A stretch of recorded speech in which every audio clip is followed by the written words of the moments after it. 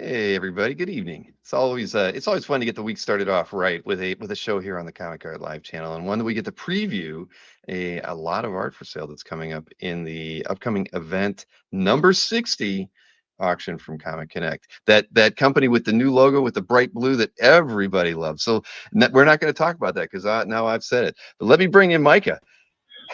Hello. Are people talking about the logo? People saying things about the logo? Everybody, I'll tell you what I get is people think that the computer had like a blue screen sometimes when CAF loads and they see that blue, it's like an alert, like they got not the whole screen. No, but it gets them just a little bit, not in a bad way. I didn't design the logo. I think it's a fine logo. I think it is too. The blue is, and it gets your attention. You definitely you see the blue almost before you read the font. But no, I think actually I like the logo. The logo change is nice. It's hard to come up with different creative approaches to logo design that isn't your atypical word balloon, blah blah blah, something that's related to comics, like so many. Once you have the word comic in your name, you're limiting yourself already. Yeah, we both have that problem, don't we? Yeah, we do. It's all right. I think we both did okay with it. Oh heck yeah! No, we made it. If you had more control over yours than I had over ours, but I'm not unhappy. I don't not like it. Right. Which, of course, I would be totally honest about that if I didn't. I get it, man. Trust me, everyone. But I do think about that. It's like, yeah, CAF, comic art. Yeah, it's. I've done some logos for companies, and it's hard to make a logo that is interesting and not derivative and boring. So true, because there's a lot of that out there. I mean, you just go to there's so many. You can go to an AI prompt these days and get a nice crappy logo made, and it's passable. Not as long as I have anything to say about it. I know. Trust me, I have nothing to do with that. Although if we get like an AI me here just to talk about the auction, then that would be okay. So how you been though? You have a good Thanksgiving? I did. I spent it with my family. It was nice. Good. And then for one day, and then I got to spend 3 days with no one, which was also nice. No one that I didn't want to spend it with anyway. Brother. No, Thanksgiving was nice. Yourself? Same. I just went to the in-laws' house. I didn't go to. I go to my mom's for Christmas up in Northeast Ohio. So what is it? About 2 weeks from now, I'll be flying up there to hang out with her for about 10 days. So I get to spend a nice Christmas in New York with no agenda, and I love it. I love staying in New York on holidays because the city actually gets quiet. Oh yeah, that would be nice then. And because Christmas is the middle of the week, it's like we're not. Last year we traveled. This year we're just staying home. We saw my family for Thanksgiving. We saw my girlfriend's family last year for Christmas, and I think we're all good. And that was like a real trip. We actually flew to go see her family last Christmas. So that's not an every year thing. They have to fly to you now. What's that? They have to fly to you for the next week. Yeah. Well, I don't know where they're staying. I live in New York City. There's no extra room. So yeah, okay, all right. Well, you need to, ask for a little raise here or there. Yeah, a little raise so I can buy an apartment with an extra bedroom in it. Exactly. I'll get on that. I'll talk to Vince and Steve about that. We'll see how that goes. All right. So, I like quiet holidays. It's nice. I mean, I'm not alone. That's a different situation. Mm-hmm. But no, it's relaxing sometimes. Well, anyway, so our auction. Let's talk about our auction. That's why I'm here. Number 60 event auction. I know, for a year. That's 15 years. It's 14 years. Yes, all right. I checked, and your last episode with me was like 15 episodes ago. So that's true. It's you get 4 in a year, right? Right. We get 4 in a year. I wonder. I think the first one when I started might have been 49. So that would be maybe it would have been earlier than that. I've been here 5 years, just over 5 years now. So however many auctions that is, I don't know. 20, close to 20. So you might have started around 41. Yeah, something like that. Might have been 39. I don't like that's time. Again, time is no fun. Exactly. But anyway, I'm proud of this one. It's nice. We have a lot to talk about at this one. You have a lot to talk about, and but there's a lot of really interesting things in this auction. Some things that are really wildly unusual. We'll get to that stuff. But yeah, so yeah, the auction ends next Monday, so a week from today, starting an hour earlier, 6 o'clock Eastern time, just to not keep people up too late the week before Christmas. Just trying to not keep people. So yeah, starts at 6 o'clock. I think the art will be over sometime before 9, so it's not too crazy on the East anyway, and not too early on the West. People around the world, I apologize. So so the art side of the auction is on the 16th. That's correct. 16th, Monday, yeah. Next Monday. All right. And I'll kick off with the auction. The auction will open with, this is now our second round of fundraising auctions for the Lake Como Comic Art Festival. Mm-hmm. Not to take the emphasis away from Bill's own festival in Florida next month, but I will be there. We'll be there. We're happy to be there. We're sponsoring again. I'm happy to for that. I'm happy to support both shows. I think they're both worthwhile. I think they both coexist nicely. They're not the same show, and I think you could even go to both of them and enjoy both of them, because there's not a lot of overlap from artists. A little bit, but not a lot. They're just different experiences, and both rewarding. But anyway, so we did this last year, and we're doing this again. Artwork donated by the artists, and then the money that they raise will be split between the artists and the festival itself. So, and this kicks off the auction at 6 o'clock Eastern next Monday. And we can start with the first one. I'm just going to do these in order. The first one. I'll do them in the order they're at here, right? Like the time. Which is alphabetical by artist. Got it. This is Mahmoud Asrar. This is the cover to Captain America Iron Man #4. This is Alberto here. There's a bunch of Captain America stuff going on, Alberto. Yeah, there's a lot of Batman too, I think. Yeah. So this is a really great Iron Man Captain America cover. This is from a couple years ago. Really nice, generously donated. Another nice cover. This is the next one. Simone Bianchi. This is Bianchi's interpretation of the cover to Batman #121, which was the first appearance of Mr. Freeze. So this is Bianchi's take on a classic Silver Age Batman comic, and this was the cover to a reprint of that comic. So like a facsimile reprint. This was a variant cover by Bianchi. Really nice modern take on a classic image. Bunch more from Simone coming up later in the program. I noticed that there are a lot of Simones in this one. The OAX attendee Dan Brereton. It's a beautiful Batwoman drawing. Batwoman as she appeared in Brereton's Thrill Killer. And that really beautiful. I love Brereton's work. Is striking, very unique. Been a fan of his for a long time. Same here. And I'm going to show the zoomed in image. Oh, yeah. No, I love Dan's work. He's not at OAX2, but he was at OAX1. But yeah, I've always loved him. Yeah, he did it really. He had a really nice piece for the auction. Remember, there was like gosh, what was it? It was like or the X-Men corner box art kind of thing. Oh yeah. I love when people recreate corner boxes. It's cool. It's like a nice little piece of very uniquely comics, and uniquely Marvel comics, and for the most part. I like when people have fun with them. I always loved when McFarlane would change them every issue. Exactly. Just those little like Easter eggs for regular readers. I always enjoy that. Next up is a Catwoman page by Elena Casagrande. A nice little Catwoman trying on jewelry. It's always nice. And no, the next one's really nice.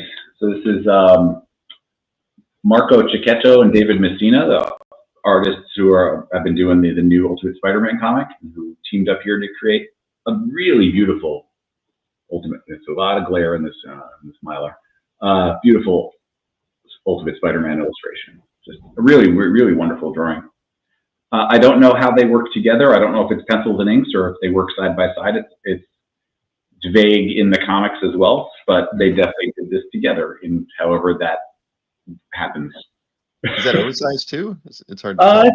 It's 11 by it's 12 by 16 is the paper size. Okay, So yeah, it looks wider than normal. Drawing, so 12 by 16. It's slightly larger, slightly wider than regular comic art, and slightly shorter. Whatever the number code of that paper size is in Europe that we don't use here in America. I don't know. I don't know what those numbers. I know. I can never follow it either. I think it's A5 size. I don't know what that means. I know. I try, but I can't. So Jim Chung. This is the piece that Jim Chung did for last year's Lake Como portfolio. Oh, cool. Beautiful little cyborg lady illustration. Just beautiful detail. Chung is great. Yeah, you don't you don't get to see his pencils like that too often. That's no. That's really nice.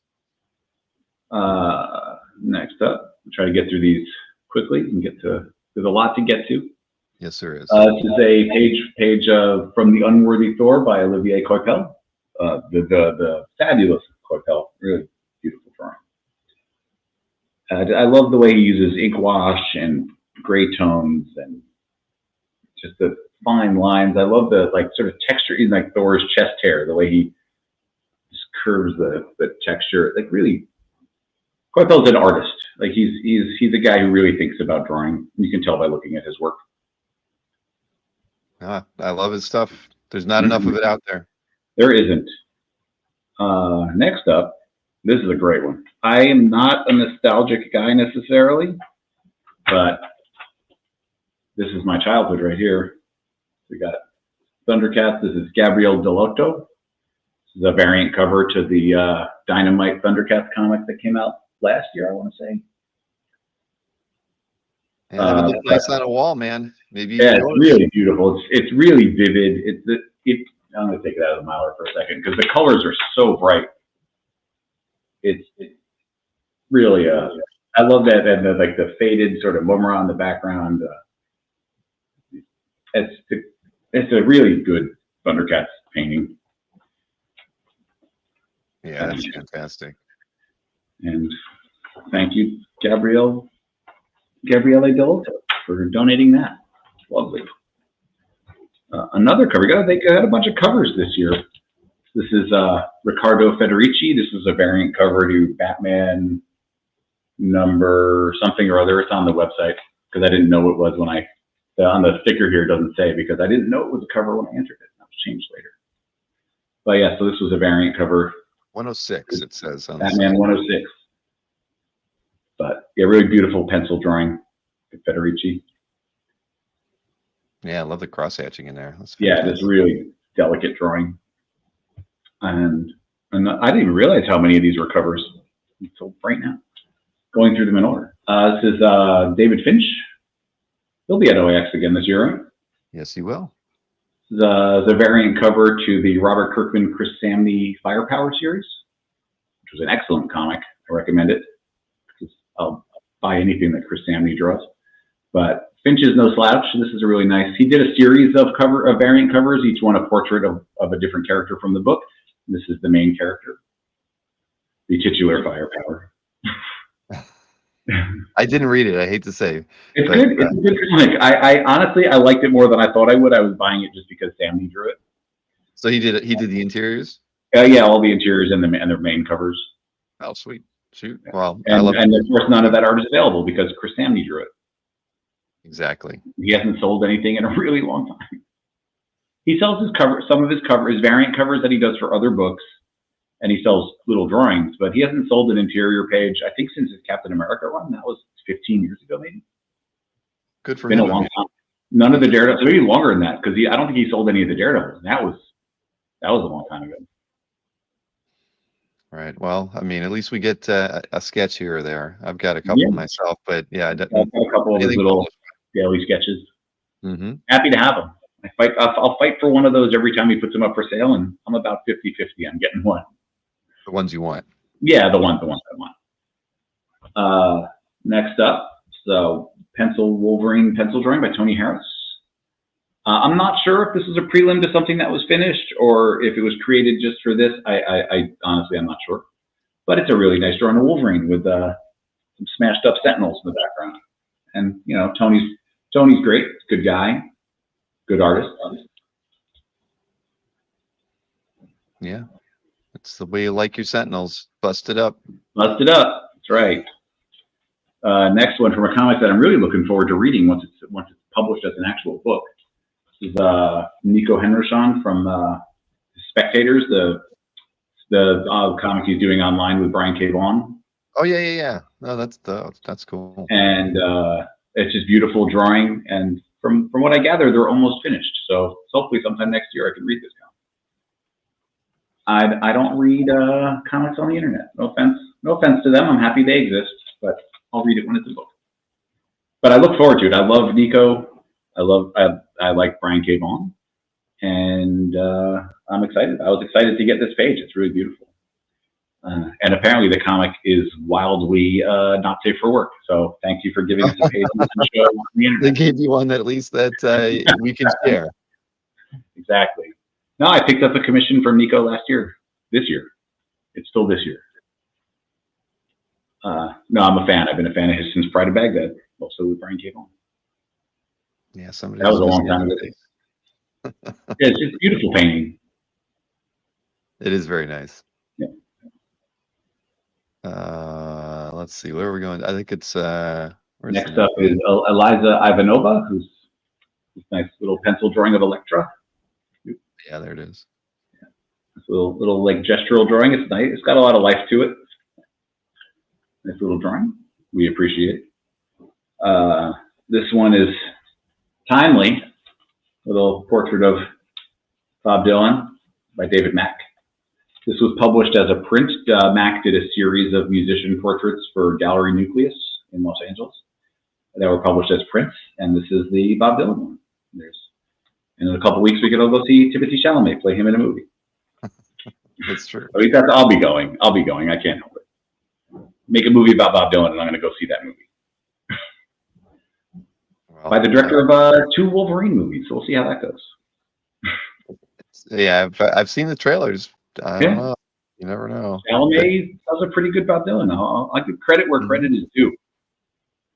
This is a beautiful little Daredevil painting by Alex Maleev.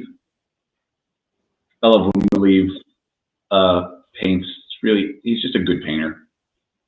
And this is great. This was one of the last pieces we got, and it was worth the wait. It was really. I was surprised. Honestly, I was surprised how good it was. And I knew, you know, with Maleev, I knew it was going to be good. But this is one of the nicest ones I've seen in this size. Yeah, no, Maleev is he's one of my favorite painters in comics. Yeah, he's this really nice.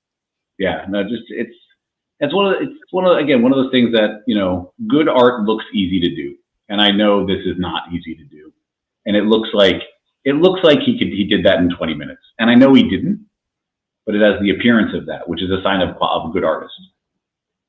Making things look easy. Mm-hmm. Things that are very difficult look easy. No, that's very nice. Yeah, you get to and you handle these things. Lucky you. Yeah, I know. I get to hang out with all this stuff for a few months. It's fun. Longer when people, you know, pay in installments. Yeah. Next up is Enrico Marini, the wildly popular Enrico Marini.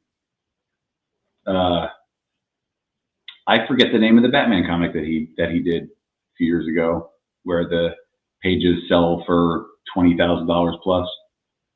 But yeah, wildly popular. This is just an illustration of Batman and Catwoman, but it's fantastic. His art is incredibly difficult to get and very much in demand. So I was thrilled to get this piece. It comes with his pencil prelim. All right, I'll switch over to you so we can see that. Yep. There we go. Prelim on the back, painting on the front. Separate page. It's not, you know, it's just a piece of paper slipped into the Mylar, but it's a nice, two for one. It's a twofer from Enrico Marini. But yeah, just nice work. I was not super familiar with him before we got this, and when I saw what kind of prices his work was getting, I did a little bit of a deeper dive into his work, and it's actually, I get it. It's quite nice. Well, his colors are striking, that's for sure. Yeah, and you know, the scarcity of his work doesn't hurt. And I know that the work he does, most of his work is done in Europe, and that stuff he doesn't sell. So the only work that's available are commissioned pieces and pages from the Batman book he did, and that's, I think, part of why they sell for so much money, because his work there's a lot more demand than there is supply. Right. And that's a beautiful piece, and I expect people to fight over it a little bit next week. What's it at right now? Yeah. We got a week, so yeah, it's just getting. There's a reserve. He did ask for a reserve, but I will, in the case of full disclosure, it's not far off from it now. So I'm not super concerned about it. I didn't think it was necessary. I was like, yeah, it's going to hit that number, no problem. But when the artist asks for things, you give it to them. Right, especially when you know it's going to get hit anyway, right? Yeah, there's a few pieces with reserves in this auction. I think all of them are attainable. None of them are wildly overvalued. I wouldn't take a piece with a reserve if I thought the reserve had no chance of getting that, because then you're just wasting everybody's time. So if you see a reserve, they're not crazy. All right. Well, at least this is close. We know. Yeah. Next up, everybody's old friend Sean Murphy. This is from the first Batman White Knight series. This is from issue 3, and you got nice little car chase from Murphy, and nobody draws cars better than Sean Murphy. So basically, you got everybody here chasing down. We've got Nightwing on the motorcycle, and it's Batmobile up there. You got Gordon, Barbara Gordon, you got Harvey Bullock. Just a great cityscapes and cars and motorcycles and trucks, and just all the ridiculous detail that Sean makes look so easy is another one. He makes it look easy. There's even a helicopter in there. Yeah, yeah. You got a building under construction with a crane. Why would you draw that? Nobody made him draw that building under construction. Just had to challenge himself. That's all. He really does. I like talking to him about things he does that I think are insane. I'll bring this up to him next time at OAX. The next time I see him. Well, he won't. He's not at OAX this time. No. Oh, nope. I forget what he said. I think he's only going to do a couple shows in 2025. He's been doing a lot. He's been doing a lot more shows than he used to. He has been. Well, he does so many shows in the Northeast, right? He's Sure. always he's in. I know he doesn't love to fly. No, but he will. He will. He will indeed. Yeah, but he likes hanging out there, and that's fine. Well, I told him he has an open invitation whenever he wants to come to the show, so he knows. I like him. He's a great artist. He's a good guy. He's another one like Chris Samney. Well, I'll buy a book that he drew. And I could care less if the comic, if it's good or not. It's nice when it's good, but I don't care. That's not why I'm buying it. This is so another Batman illustration. This is by Ben Oliver. Nice ink is an airbrush and paint. Another nice. I love the way airbrush creates unintended effects. So if you look at the spray coming off the bottom, it creates a really interesting art piece. You can see where the spray is kind of going outside of this. It would have been a stencil here or some board to block it. But you create things that weren't intended that are often really interesting. But nice, appropriately somber portrait of Batman. No smiling for Batman. No, he never smiles, but no, it's beautiful. I like Ben Oliver's work a lot too. So. Yeah, we had a nice Ben Oliver piece, I think 2 auctions ago. It was nice. It performed well. I was happy with it. I like that one was Wolverine. I think I like this one artistically a little bit more. The Wolverine was in color, which is fine, but the detail in this one that I don't know that one had. But again, it's a nice sort of reflective Batman. He's broody, as Batman should be. Got something on his mind. So yeah, that's right. That's nice. Oh, it's okay. I didn't realize. Yeah, so it's 8 by 12, 13, something like that. So yeah, so that's the size of the drawing. The paper is probably, I think, 12 by 16 again, 12 by 17, something in that ballpark. It's wider than 11 by 17. I don't know if it's as tall. It's about as tall. Yeah, it's probably about 12 by 17, the paper.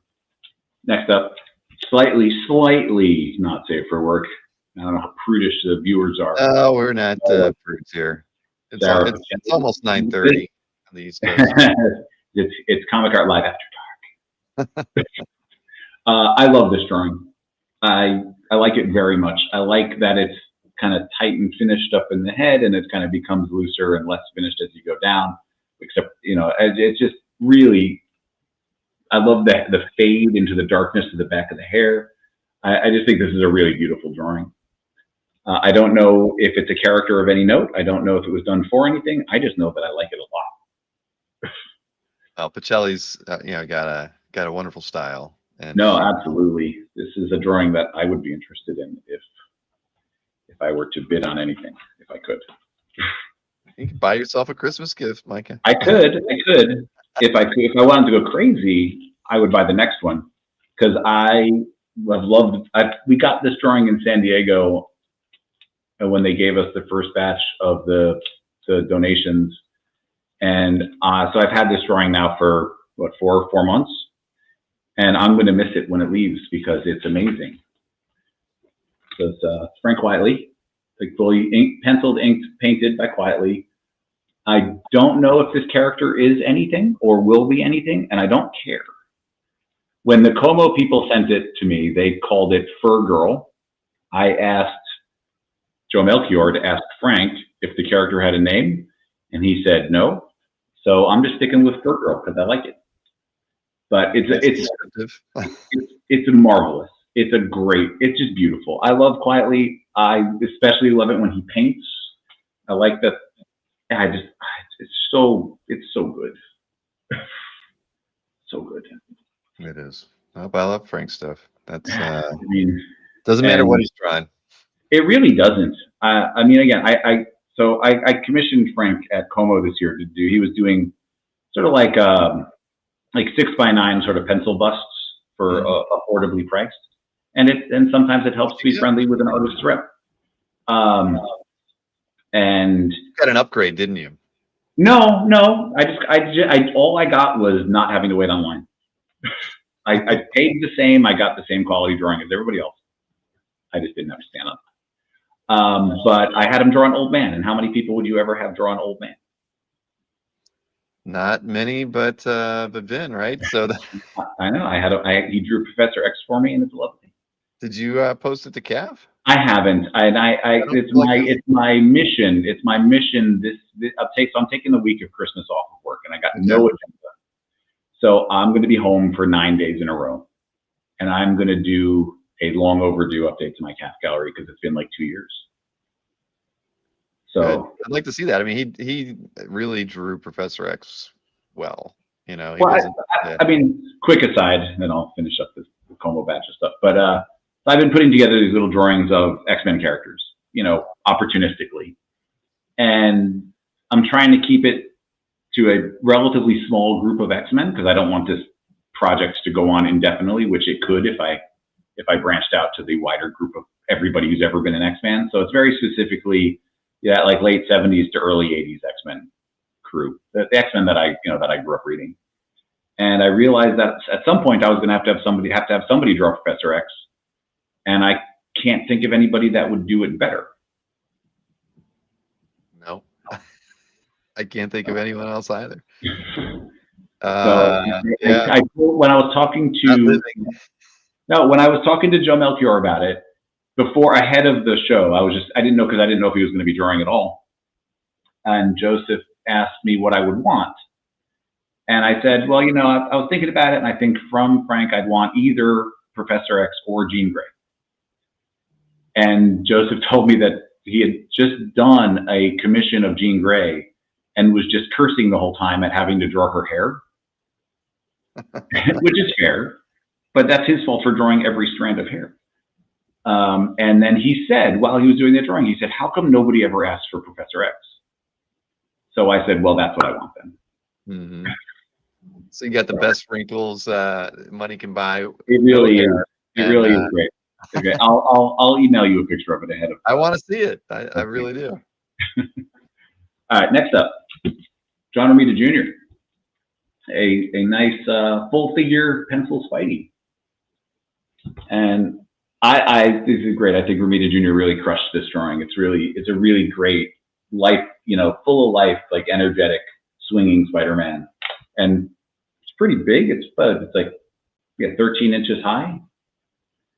So that's just the drawing. It's 13 inches high on an 11 by 17 board. Just nice. Ready. Honestly, if I bought this, I would get blue line copies made up and have other people ink it, because it'd be really interesting to see how people did their take on this drawing. But I wouldn't do anything over this one. It's beautiful on its own. And John Romita Jr. is one of the nicest guys in the world. So I really like this one. He's so nice, irritatingly nice, that John Romita Jr. I feel like you should put this one in your collection too, Micah. I honestly, I don't know. I think that's going to go for more than I want to pay for, which is good. That's good. At the end of the day, all this money goes to support a worthy cause, and the artists are getting a piece of it. So it goes to support the artists as well. And this is Stuart Sager.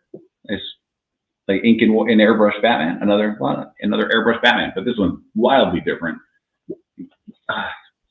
Glare. A lot of energy here too. Like, this looks like Batman is like in the midst of fighting Ra's al Ghul or something, like a sort of like mystical fog, which is fine by me. But yeah, nice drawing, and another good guy. Sager's a nice guy.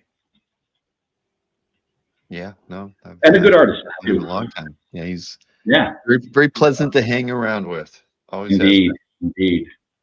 Another quality, another Italian, Matteo Scalera, and another cover. This was a variant cover to Hello Darkness #3. Again, another really nice compositionally. I like that the hair has no definition. It's really smart choices. I like the sort of flatness of the plaid and the depth of the background. I'm a big fan of Scalera. He's on my list of artists who I need to have something by at some point. I'll probably commission him at some point. Then I can tell him what to draw. Damn it. I know, I love Matteo's stuff too. There are a lot of fans of his work on Comic Art Fans. So we talk about he's like every other week. I've at least graduated to the point of now when I see his signature, I know who it is. That was one where for a long time I would see that signature and be confused. But yeah, just a beautiful, it's very densely painted. It's all like thick gray paint, white gray paint over in black ink. Really nice drawing. All right, only a couple more from this. This is Martin Simmons. This is from the Universal Monsters Dracula graphic novel. It's like a quiet moment in the House of Dracula. Another really nice painted book. Yeah, this no, from, very talented. Yeah, just really nice. A nice use of space. I like this the long the long sort of 3/4 down shot of the doorway with the stairway in the foreground, and then the inset panels in sort of the empty space. It's really clever design. Yeah, no, good. It's very good storytelling. Mm-hmm. I talked to lastly at MegaCon last year. That was the first time I met him, but yeah, I've always loved his work though. Yeah. And lastly, in this batch, another Batman, another portrait of Batman. Last year when we did the Como drawings, there was a lot of Deadpools. This year it's all Batman. So this is by the European artist Johan. Mm-hmm. It's really nice painted Batman. Again with the glare. Sort of my light. It's like my light. It's not helping. Yeah, but sorry. Yeah, it's got little bats in it. It's just really beautiful painting. And again, we couldn't be more grateful to the artists to contribute these pieces. And I really enjoy our relationship with Steve and Arno and the gang at Como, and it's a privilege to be able to do this for them. I get to see all this fun art, which is great, and you know, we get to raise some money, which is always good. But yeah, so that's the head of the auction. It's the first 25 pieces in the auction, and then it transitions into our normal like A to Z by artist last name for the rest of the auction. Exactly. So now we're going to switch to our usual method. We're going to start looking at we'll do it from we'll do it as our usual, sort of like the biggest pieces first. All right, I'm just trying to get start with this guy. Let me know when you're ready. Oh, well, let me switch over to you. Let's get started. Here we go. This little guy right here. Spencer Smith. Yeah, I've been doing this for a long time, and I think this is only the second Weapon X page I've ever had the privilege of putting up for sale. And I grew up in the 80s, so I was 15 when this comic came out. So it's more, I mean, for my money, it's one of the most beautiful books Marvel ever put out. It's some of the best art Barry Smith ever did, and that's really saying something. This is a page from chapter 3, so you got a lot of sort of writhing Wolverine. This is sort of while he's being experimented on. We got a brief little recap of a little bit of his backstory from the doctor here, and then his claws pop down here in the bottom is the first time in the story where his claws are called claws. Before that, they called them knives, and then there's like they're not knives, they're claws. So that's kind of an important part of the story. But just it's like next level drawing. This drawing is. Barry Smith is one of the best artists who ever drew comics, and this series I think is the pinnacle of all that. It's like him putting everything together and doing a comic that nobody really asked for. You know, nobody asked for like a 12-part story about how Wolverine got his adamantium, and it doesn't matter. And there's a reason why it's one of the most beloved storylines of its time, and a lot of that is it's just so beautiful. Yeah. I think everybody would like to have a page from the story in their collection. It's not going to end up in many of our collections, but it's wonderful. No, but again, I get to hang out with it for a few months.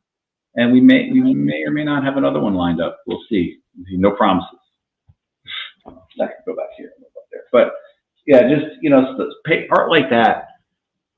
You know, where you think there's a lot of stuff that's like very much in demand and very much sort of like statusy, but you see them all the time. You know, Watchmen pages, Sandman pages. Like, yeah, a lot of people want them, and you don't see them every day, but you don't never see them. And Weapon X pages, you just don't see them that often. So it's exciting to get to live with one for a minute. Right. Well, any page from the storyline that comes up is they're great pages because they're all great pages by and large. I mean, especially if you they really are. He knew how to make a page visually interesting, even if not this page things are actually happening on it. But even in a page where nothing really exciting is happening, the art is so good that it doesn't matter. But I love just like you can feel the movement in the Wolverine. Like his body has weight in the first panel and the third panel. Yeah, it's just, they're just so good. And I know it says chapter 4 on it. It says chapter 4 on it, but chapter 1 and the artwork became the prologue, which is technically chapter 0. Yeah. So chapter 4 is technically chapter 3. Well, somebody's going to be happy to have this in their collection. Somebody's going to be real happy. I'm really interested. I'm really interested to see where it's going to end up. I have sort of, I've got a number in my head of where I think it should end up, but where it goes, we'll find out in a week. You and I'll make bets after the show's over when we're in the green room. Yeah. Next up is this guy behind me, right? Oh yeah. I'm not going to take it off the wall, so you're going to have to pull up the picture. I will pull it up right now. Let's see. There we go. That's the Moon Knight number 33 by Bill Sienkiewicz. That's his second to last cover, the original Moon Knight run. And I think at this point now, Sienkiewicz is really hitting his artistic prime. Like he's kind of grown out of that kind of guy who kind of grew up, trying to draw like Neil Adams and kind of doing that kind of 70s Marvel style, and then just becoming Bill Sienkiewicz, which is the way we all kind of know him from after this. So this is like 1982 or 83, something like that. And it's just, my favorite thing about it, my favorite thing about this cover is the Moon Knight's eyes, like the one squinty eye and the one wide open eye. I just think that's great. I love the checker pattern on it. Is like, you can tell by looking at this drawing that Sienkiewicz is influenced by artists outside of comics. Like there's a lot of like classic illustrator kind of look vibes here. It's just really, this is a guy who studied art, and you can tell. Right, the checkerboard. I mean, this is straight out of the early '80s.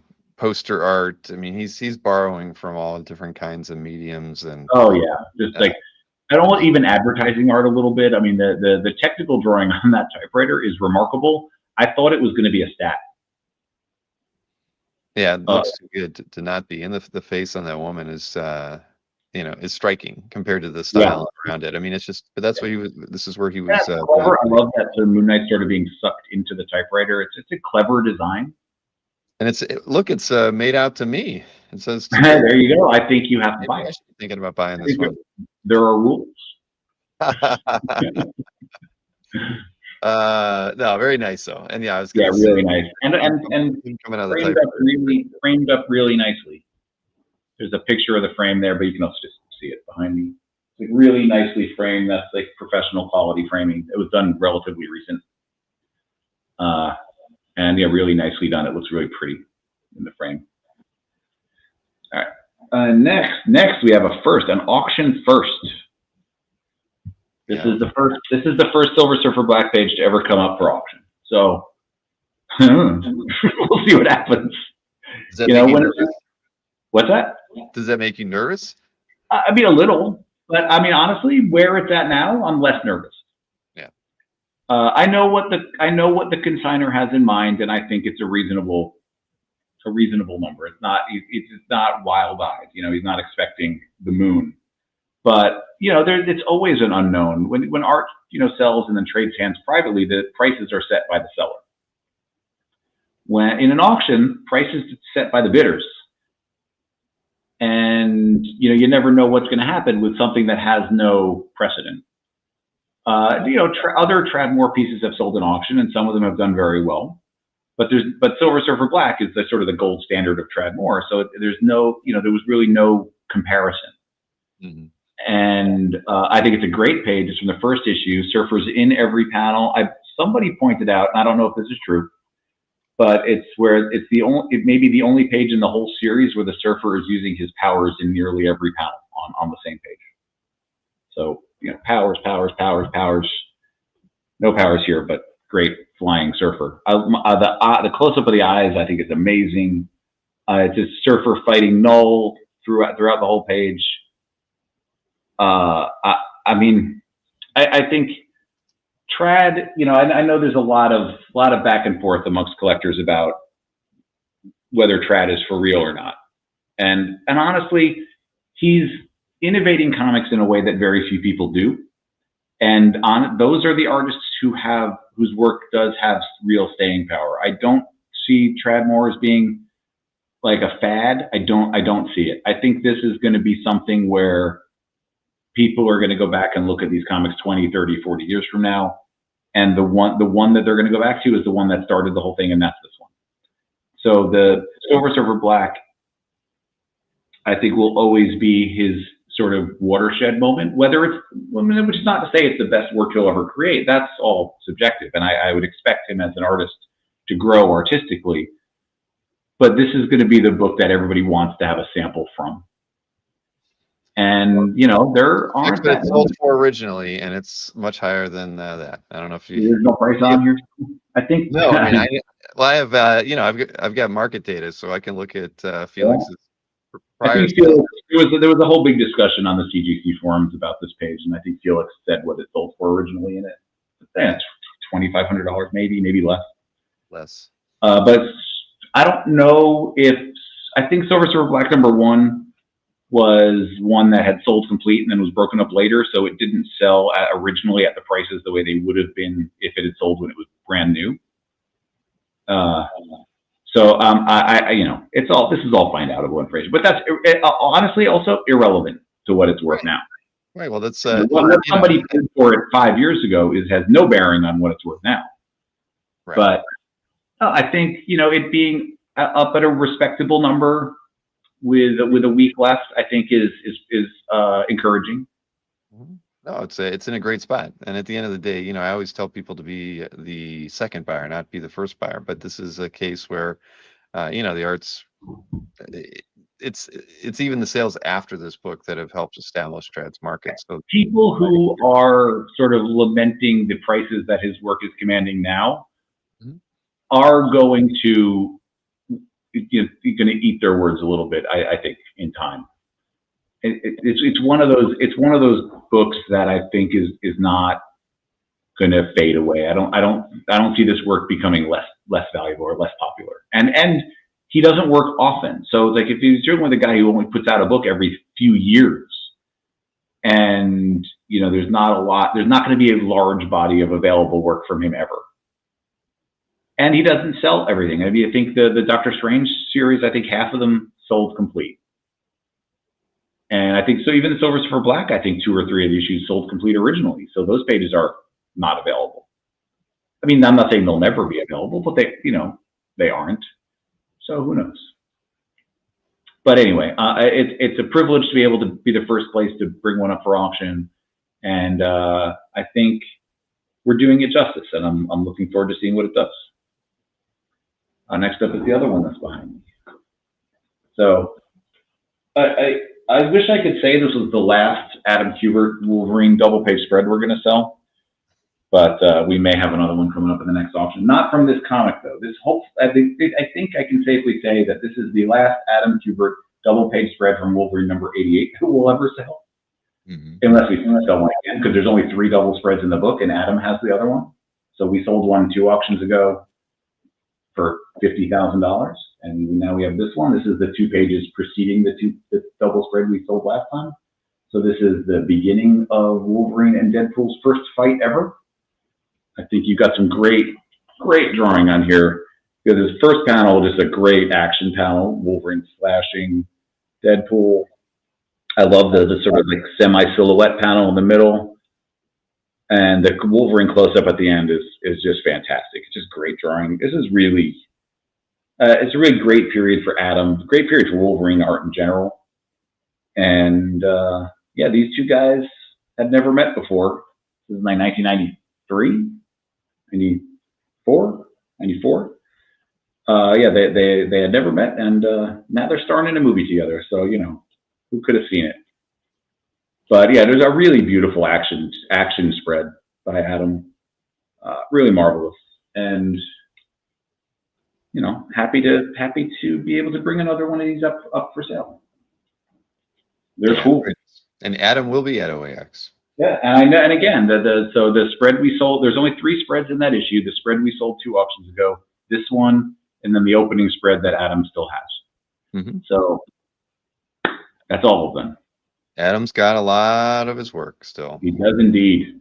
and this one, honestly, he would probably still have, except so he sold this to a family friend at the time in '94. So that was Warren.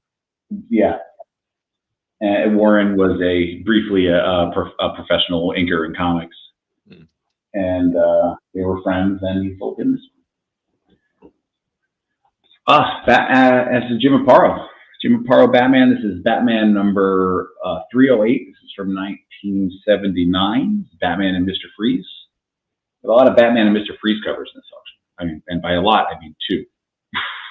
That's a lot. But I love Jim Aparo. Jim Aparo, I think we've talked about this before. He was the Batman artist of my youth, all those 80s Batmans.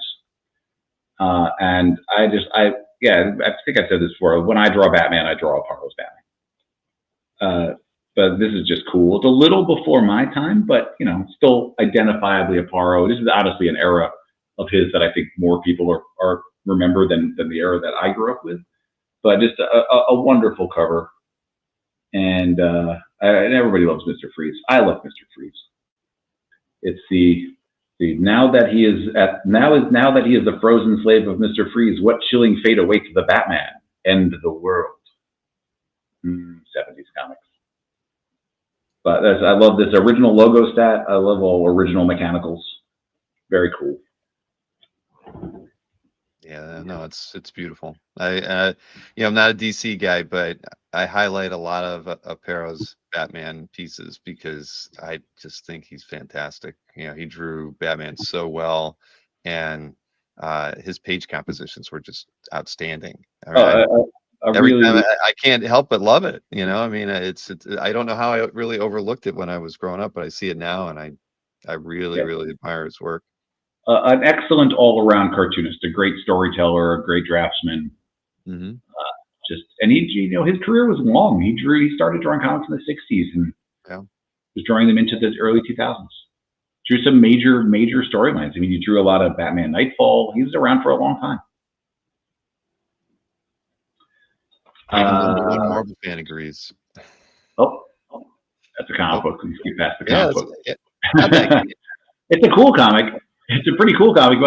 I just learned this. A brief history of Mexican comics. Yes. The reason why that comic is so expensive, and this makes me love Mexico because they were smart. So in Mexico, when they were reprinting the Spider-Man comics in Mexico, around the same time as they were being published here, there wasn't a huge lag. But in Mexico, Gwen Stacy was very, very popular, so they did not kill her. So in Mexico, Peter and Gwen got married, and that's what this one is. That's why. Anyway, let's move on from the comic book portion. Sounds like a Crisis on Infinite Earths moment there. A little bit. All right. So I always thought they made the wrong choice, and they should have killed Mary Jane and kept Gwen alive because Gwen is cooler. Hey, I named my daughter after Gwen, so there you go. There you go. See, you got it. Now we're marching into the days we talked about here. This is going to be the first little interlude of the evening. So there's a fair amount of Marvel trading card art in this auction. So first, I'll do this a couple. So this is Bianchi again. This is from the 2024 Marvel Flair series. This is, and honestly, both of the Bianchis that we have here are kind of versions of the classic, Pieta, Jesus and Virgin Mary, classic Pieta images. So this is Quicksilver and Scarlet Witch, and the other one is the Death of Captain Marvel, done in the style of Michelangelo's Pieta, classic Pieta statue. And of course Bianchi, the Italian, had to do that. But I think they're wonderful. I think I like that he took classic fine art imagery and used it in this way, and both in ways that make sense. But yeah, I think they're both really pretty, and and Simone's great. No, he'll be at OAX, right? All right, I got one. And DeMio will be at OAX. And did you hear Julie Bell's going to be at OAX? I did. I saw that email today. That's pretty cool. Another amazing, Marvel card artist from the 90s. So we've got Dan Dos Santos, Dave Palumbo, Simone Bianchi, and Julie Bell, all with with backgrounds in Marvel trading card art. Nice. That's a good lineup.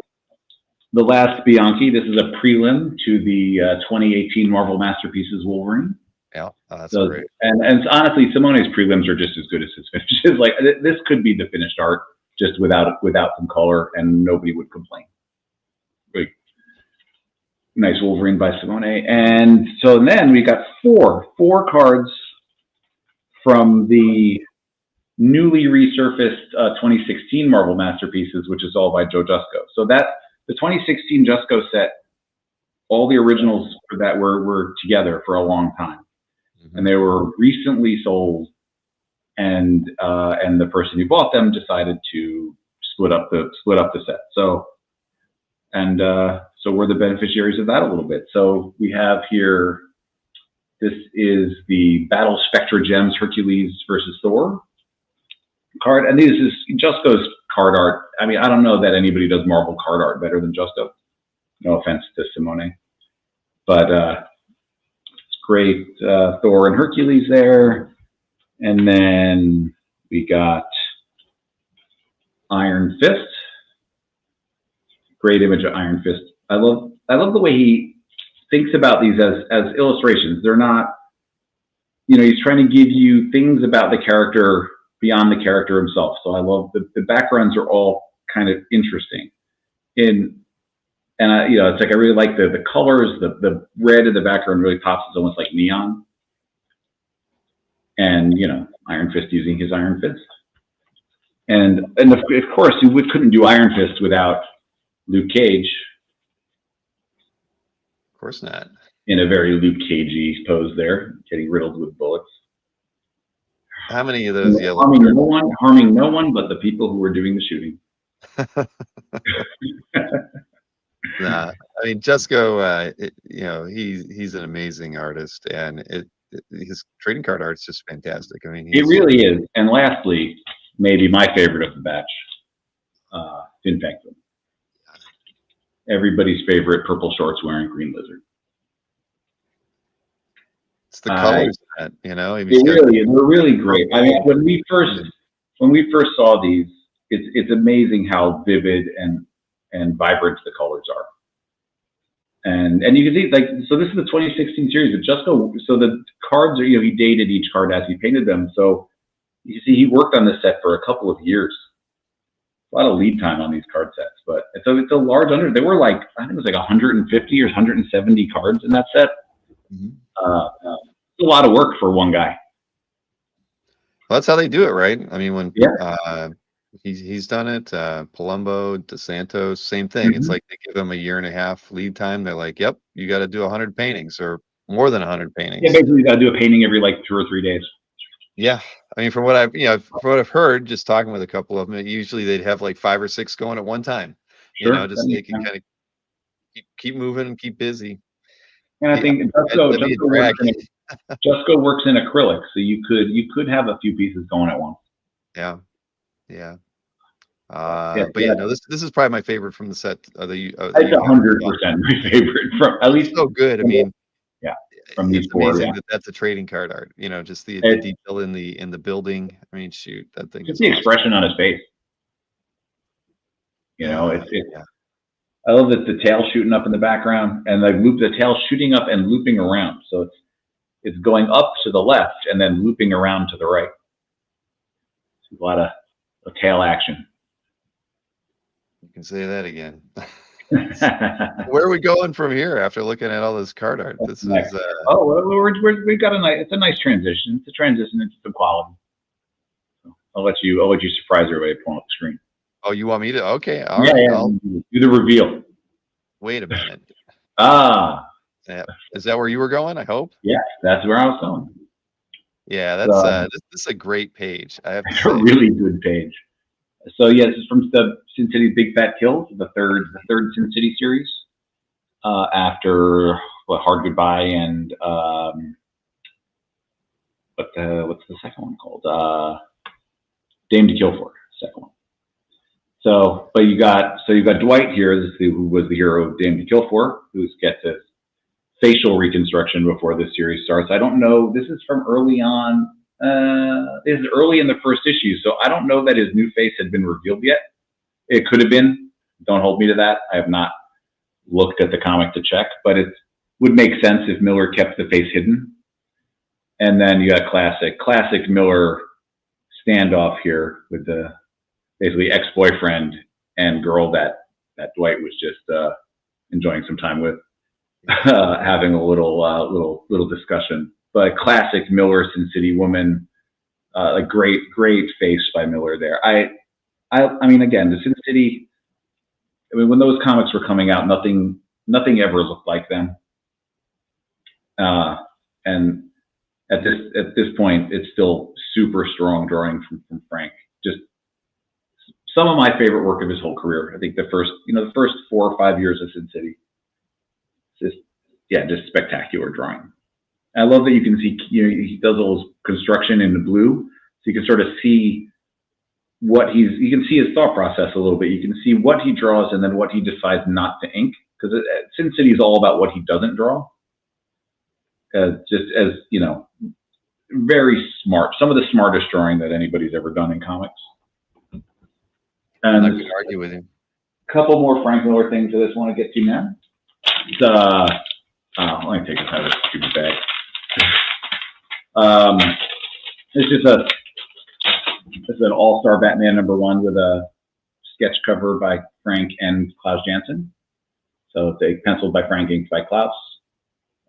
The great full-figure Batman there. This is from a few years ago, 2020. But you don't often see the CG feed anyway. You don't often see them. Use the wrinkling. Klaus will be at OAX too. Yeah, Klaus is his own Frank guy. No, someday maybe. You never know. And then we have the color art to, this is page 15 from Dark Knight #2. So this is Varley's hand-painted colors from Dark Knight. It's a really nice page. You got a lot of Robin, some Batman, some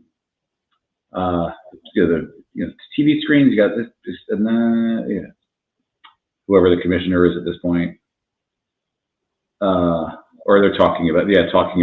I haven't read Dark Knight in a minute. But I love the coloring in this book. I love that I love the technique of this. So this is basically blue line coloring with the ink art on an overlay.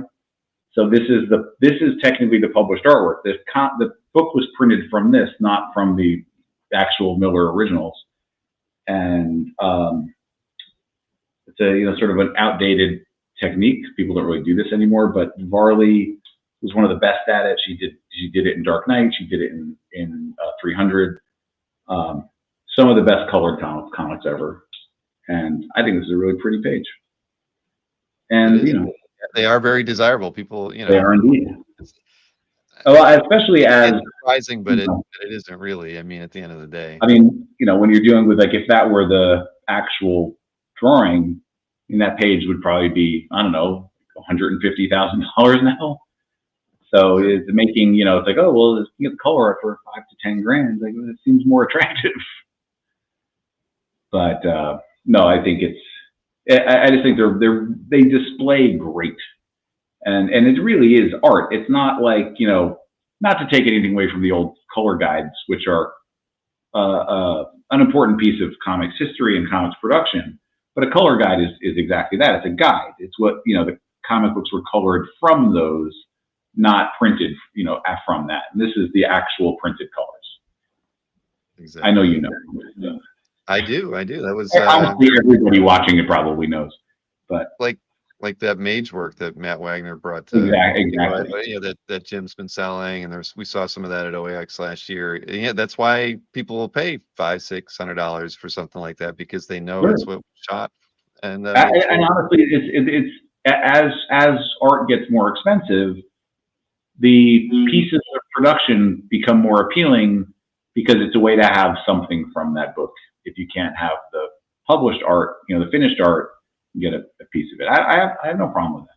Like prelims, I love prelims. We've got some nice prelims in this auction. Got one coming up. Josh's mind. Yeah. We've got what I didn't pull it out to show, but there's a really great John Buscema Thor prelim, like a full page prelim. Mm-hmm. And it's I love process. I'm a big fan of process.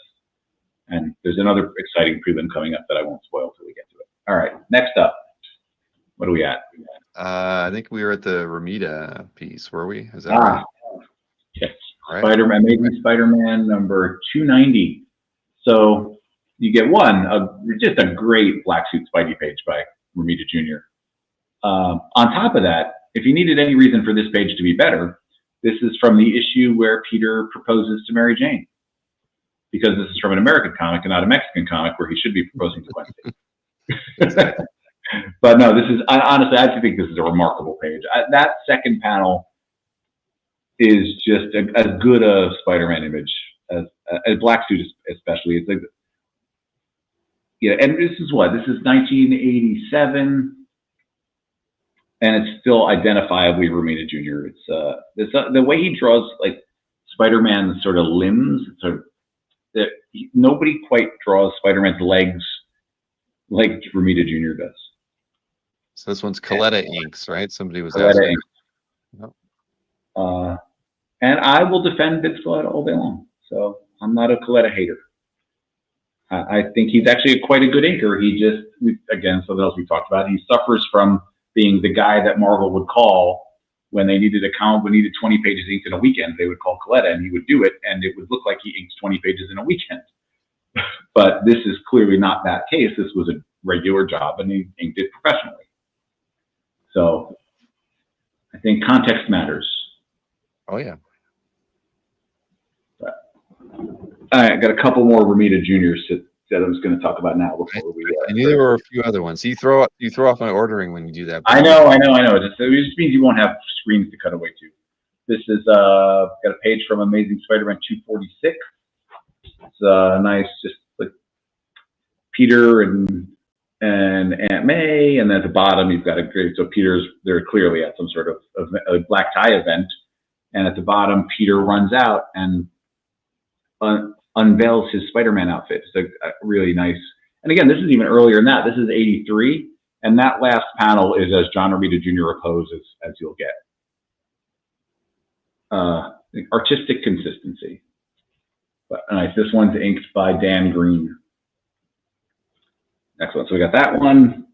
Then we got a nice. This is Romita Jr. Richard Friend. This is All-Star Batman #5. Nice. Oh, nice. Richard Friend. Yeah, I love Friend. Friend's amazing. So his ink's on Romita Jr. That's fantastic. Wow. Yeah, it's nice. I like the sort of uniformity of the vertical ring. It's running through pretty much the whole page except for the last panel. Nice. Batman's getting beat up pretty bad. But nice page there. And then lastly, we've got a page from X-Men Unlimited #7. This is Romita Jr. and Joe Rubenstein. And that is Storm and somebody. More sort of classically, this is kind of what we think about when we think about Romita Jr. now, but this is 1994. So it's interesting the leap from like 1987 to 1994. It's a pretty big artistic jump for him. Yeah, but it's still unmistakably Romita. Oh, absolutely, absolutely. And so I think that's it for Romita Jr. So all right, now are we up to the Alberto page? Oh no, I was on this one. Yeah. Not yet. So that one's the Alberto page. This is on the Bill page right here. Look at that. Yeah, that's the Bill page. The next one's an Alberto page. It's on the wall behind you, huh? Okay. It is on the wall behind me. Already framed, Bill. It's already framed. It's calling to me. Yeah. So that's what is that? That's the splash page to Thor number something or other. 243. 243. So I don't have a Buscema Thor in my collection, which is insane. I know. Yeah, that's Thor versus Zarko, the Tomorrow Man. Who could forget Zarko the Tomorrow Man? But it's also got the Warriors 3 in there and Jane Foster. And yeah, I mean, I love the scale that Buscema brings this. I like that, Thor looks outmatched. But he's going to win because he's Thor. But yeah, I love. My favorite Thor thing that Buscema does is nobody drew his boots better than John Buscema. Like the knee pad part of the boot, it's just like he really understood how that worked. But no, I love how dense this page is. I love the standoff nature of it, and again, the big giant guy who looks like he should pummel everybody. Yeah, well, this is a awesome title page. I mean, oh yeah. I mean, I think Thor just kicked that guy's rear end, the Giants' rear end. So who cares about the other, Zarko? Yeah, it's like he dispatched Zarko in like 3 pages. Yes, exactly. But no, it's I don't think he did, but I love John Buscema Thor. I just do. I think Thor and Silver Surfer is my favorite. I think work that he did, and I know that he hated drawing superheroes, and that's unfortunate. Well, I'll throw a bid on it just to make everybody happy. One of these days you'll win something. Yeah, one of these days. But so what is the next one if we're targeting our good friend Alberto? Oh, there we go. Yeah, a cap page by what is she? Wait, that's 252. Okay, so from John, John Byrne's wonderful run on the book, short-lived, but amazing. I think it's just a cap in every panel. Just being Captain America. I like this a lot. This is what 1980, Byrne Rubinstein, and I'm impressed by this page. Byrne, for me, and my opinion on John Byrne is clouded by my nostalgia, but I love the way he tells stories. I like the way he uses panels to flow into each other and sort of lead your movement and tell the story at the same time. It's really it's a very effective storytelling. And yeah, this great cat page by Byrne. I mean, if this were an X-Men page from the same time period, it would be 80,000 more. That's what Rob Liefeld would make it.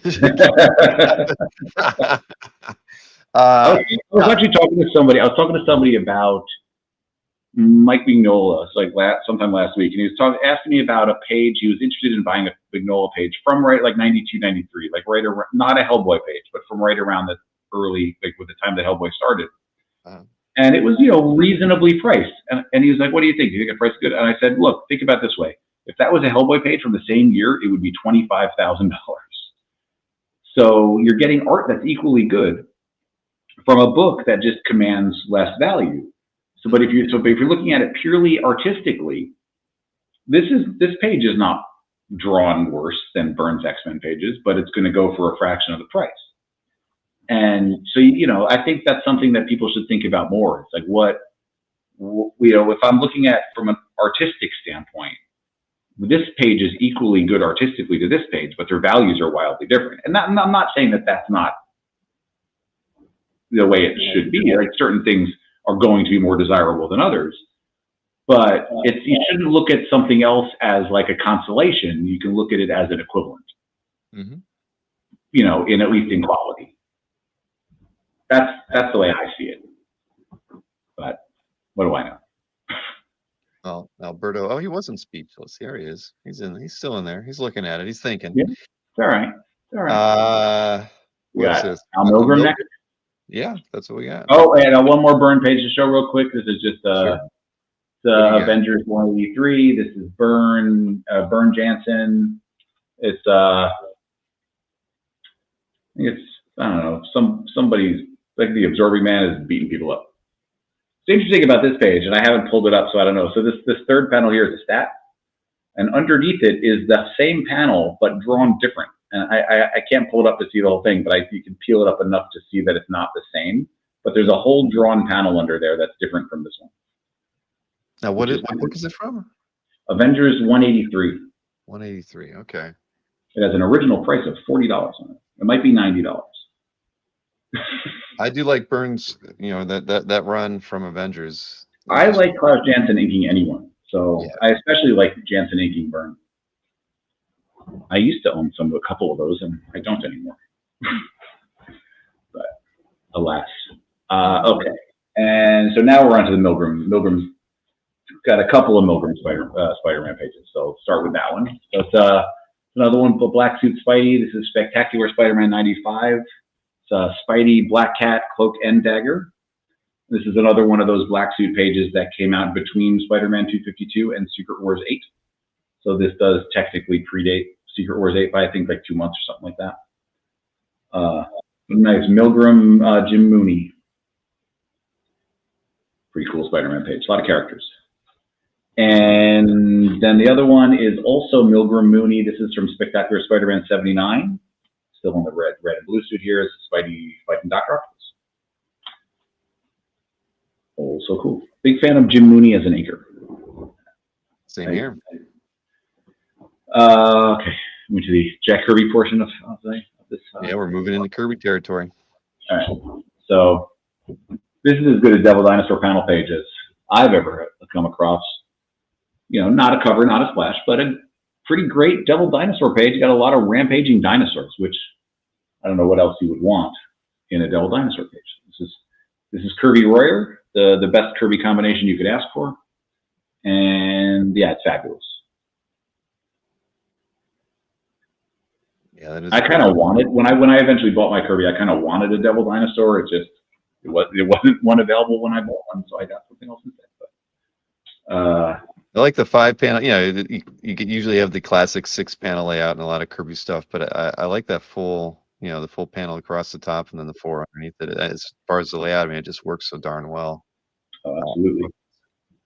And so we also got this Commandy splash, also Kirby Royer. Yep. So Commandy number 16. I mean, Kirby. Does Commandy sort of being restrained back here while this what's his name? Does it say his name? Professor something or other mixes chemicals. But I love this time period of Kirby so much, and this is a great example. Makes me happy. I think there's some other Kirbys. I think we're gonna we'll get to those later. I think there's like that's our sort of Bronze Age Kirby. We've got some 60s Kirbys coming in. We'll separate those out. All right. Now we up to Peach Momoko. Is that next? Yes, that X-Force piece, X-Force. right? This is a variant. This is X-Force number 32. This is from 2022. This is when I think right around the time when Marvel did their second Miracle Man relaunch, when they started republishing the Neil Gaiman ones. They did sort of a Miracle Man variant cover month throughout a bunch of the titles. And this was the X-Force. So Peach Momoko did Miracle Man and Mystique. And it's beautiful, like all of her work. And I love Miracle Man. This is I like this piece a lot, actually. No, she's a wonderful, wonderful artist. And it's a great one. So. Yeah, not too bad. Are you gonna show more Peach art, or do we have something? No, that's it. Sorry. No. I want to be sure. So we have a Romita Sr. Wolverine. Romita Sr. I think is the next piece. Wolverine. So Romita Sr., famously designed Wolverine. Co-creator, but never really drew the character in any meaningful way. So to see a finished, full-size inked Wolverine by Romita Sr. is rare. And this is a published piece. It was used in merchandising and advertising. If you look, there's a sample on the page of it published on like one of those like 80s boppin' bag boxes. It was Bop Bag. I was right. I had one of those. Not an X-Men one. I think I had I probably had like a Batman one or a Superman one or something. But I remember the Bop Bags. Well, they didn't mind mixing up the artists. They did not. But like, I love how big this drawing is. Right. That's and it's clearly was drawn to be published. I mean, this is a finished Romita Sr. drawing. It is drawn on vellum, but that's not unusual for Romita. He did that on purpose. He liked the way, and the pencils are on here. You can see the pencil. So it wasn't like lightboxed on vellum. It was penciled and inked on the vellum. Romita liked the way the vellum took the ink. That's why you see so many Romita Sr. pieces on vellum. It was just an artistic choice. Mm-hmm. But I think this piece is amazing. I have seen this framed and hanging on a wall, and it's remarkable. No longer framed, but it frames up nice. That's beautiful. That's fantastic. And it's a brown suit. Classic brown suit Wolverine. That's nothing wrong with that. Nope. And we all saw what the last Romita Wolverine drawing went for. Mm-hmm. Yes, we did. But what's the first Romita Wolverine drawing? I know. I'm not expecting this to go anywhere near that. We're not crazy people here. I mean, we are, but not in that way. Brown costume drawing, but no. I mean, of course, this is awesome. I love it, and I don't mind his work on vellum either. I've got a few. No, it doesn't bother me at all. I mean, honestly, why he was using it. I mean, it just was that was his comfort zone. Right? And honestly, it's art. It exists how it exists, and not any other way. Mm-hmm. So it's like you could prefer something or not, but you know, there's no like, oh, I'll just wait and get the one he drew on regular paper. That doesn't exist. Right. So, all right. Next, we got. Oh, things have moved since I did my ordering. All right. So where do you want to go? You show me where you want to go. I'm at. Or did I screw up my? You could have. I got the FF versus the Avengers, or the X. Yeah, versus the X-Men. My story's mixed up here. And then what else is it? Dominguez House of Mystery. Yeah, that's just moved a little bit. So this is the Bogdanove Fantastic Four versus X-Men. Yep. This is beautiful. It's Big Drunk at Kitty Pryde by John Bogdanove and Terry Austin. Yeah, it's great. I love all the X-Men crossover books from the 80s. X-Men Fantastic Four, X-Men Avengers.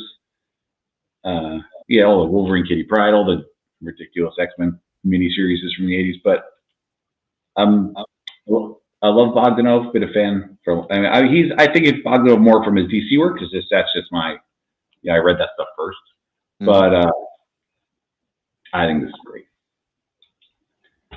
and its apparent leap in the auction is okay by me. Right. Hey. So what's next? I've got the Dominguez House of Mystery, I think. All right. Okay, that's what I had as next before. So it was just the Bogdanove that jumped. So yeah, the House of Mystery number 235. Nice sort of ink wash cover by Luis Dominguez, the underrated Luis Dominguez. It's got a big bird on it. The title is a recreation on acetate. It's not. It's just you hop back over to me. Yeah, that's here. I'm sorry. Let me switch over. All right. So it's a little. So when this cover was printed, they actually took the art and shrunk it in a little bit. So that's why the title actually sticks above the top of the board, because otherwise it would go down too low. But I think that's why I think they shrunk the art for print. It was too tall to get the logo in, so they just shrunk it down. They shrunk it down and just kind of put black borders on the sides. But the original is still all big and pretty. But great. Dominguez, I think, yeah, one of the great sort of 70s horror artists at DC. And doesn't get talked about a lot, but did great artist, did some really great covers. A lot of horror covers for DC. The way these things are painted, the buildings are painted in the background is fantastic. The brickwork. I love that. That's beautiful. Yeah, there's no real outline drawing. That was all created just with the sort of gray tones and paint. So it's not like filled in. That's just painting. It's just the girl, the foreground. Yeah, that's it. The girl and the kind of columns and the claw here in the foreground is the only thing that's actually inked. Everything else is painted. The bird in the background is painted. The house, the sky, the farther sort of stuff out into the hazy background. Excellent artistic technique there. I love it. All right, the Alex Ross. We're in the Alex Ross section. Which Alex Ross we got? Well, the first one is the Doctor Strange ring. Oh, yeah. Well, here, you take it out, and I'll get it. I'll get the zoom in image here. This is Doctor Strange number 6. This is from last year, 2023. This is the issue where Doctor Strange becomes General Strange. And like every Alex Ross painting, it's really, really good. Just Ross. For better or worse, the guy, he's been consistent now for 25, almost 30 years, and the man delivers professional work every time he's asked. Great compositional artist, he always has been. You got Strange in the Dark Dimension, which is where you want him, and he looks like he's about ready to kick some ass. He does. He's had enough. But honestly, if I was in a shop, I would pick this up and be like, "Ooh, that's interesting. What's this comic look like?" And then there is a second Alex Ross. So I'm going to cut the line a little bit again. This is the cover to Shadow number 19. This is from the Dynamite Shadow series from about 10 years ago. It's a nice little double image of the Shadow, sort of in the jungle and in the snow.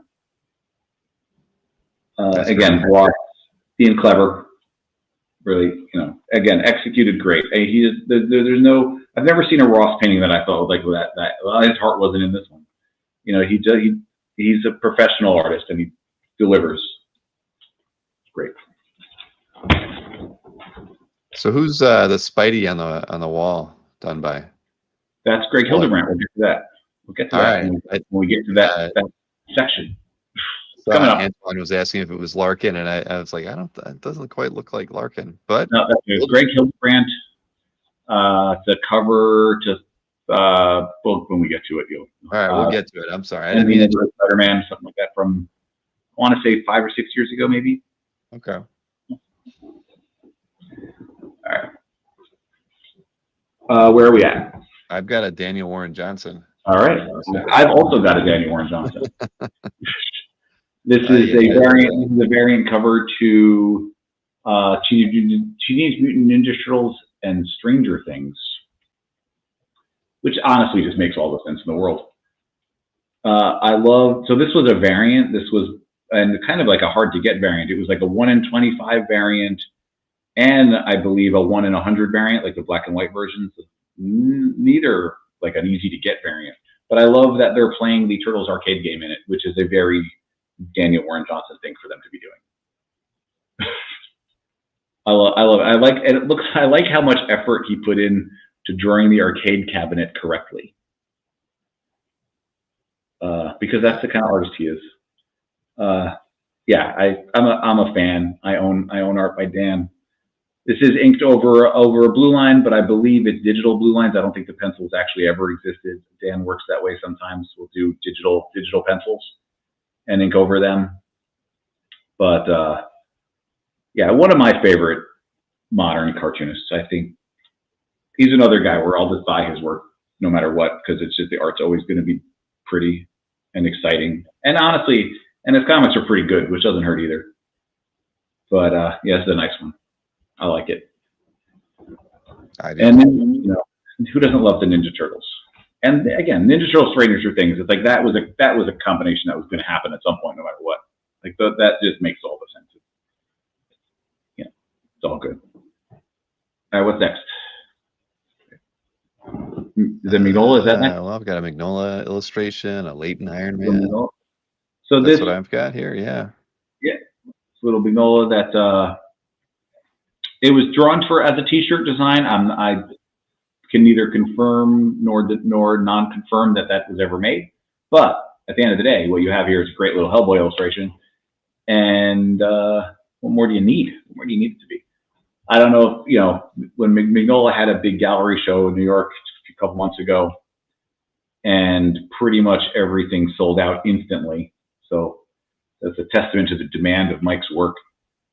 And I mean, another guy who's I've seen, Mignola is one of those guys where it's like I've seen pieces that I like better than others, but I've never seen a Mignola where I'm like, that's not very good. It's like they're always, he's the most like Mignola that there is. It's skulls and shadows and monsters and all the things that he likes. Castles and rundown structures and mountains and fairies and monsters. Yeah, just Mike could draw anything and I would be on board. And I hope he does. I asked Mike McCone, how is it that he always has all these great drawings out there? And he said, Bill, you don't see all the bad ones I throw away. So Mignola might say the same thing. You never know. Or maybe he just never draws a bad Hellboy. I think the ones he throws away are probably still pretty good. Most likely. But artists should be their own worst critics. So I have no problem with that. So Bob Layton. Bob Layton. So this is breakdowns by Jerry Bingham and finishes and inks by Layton.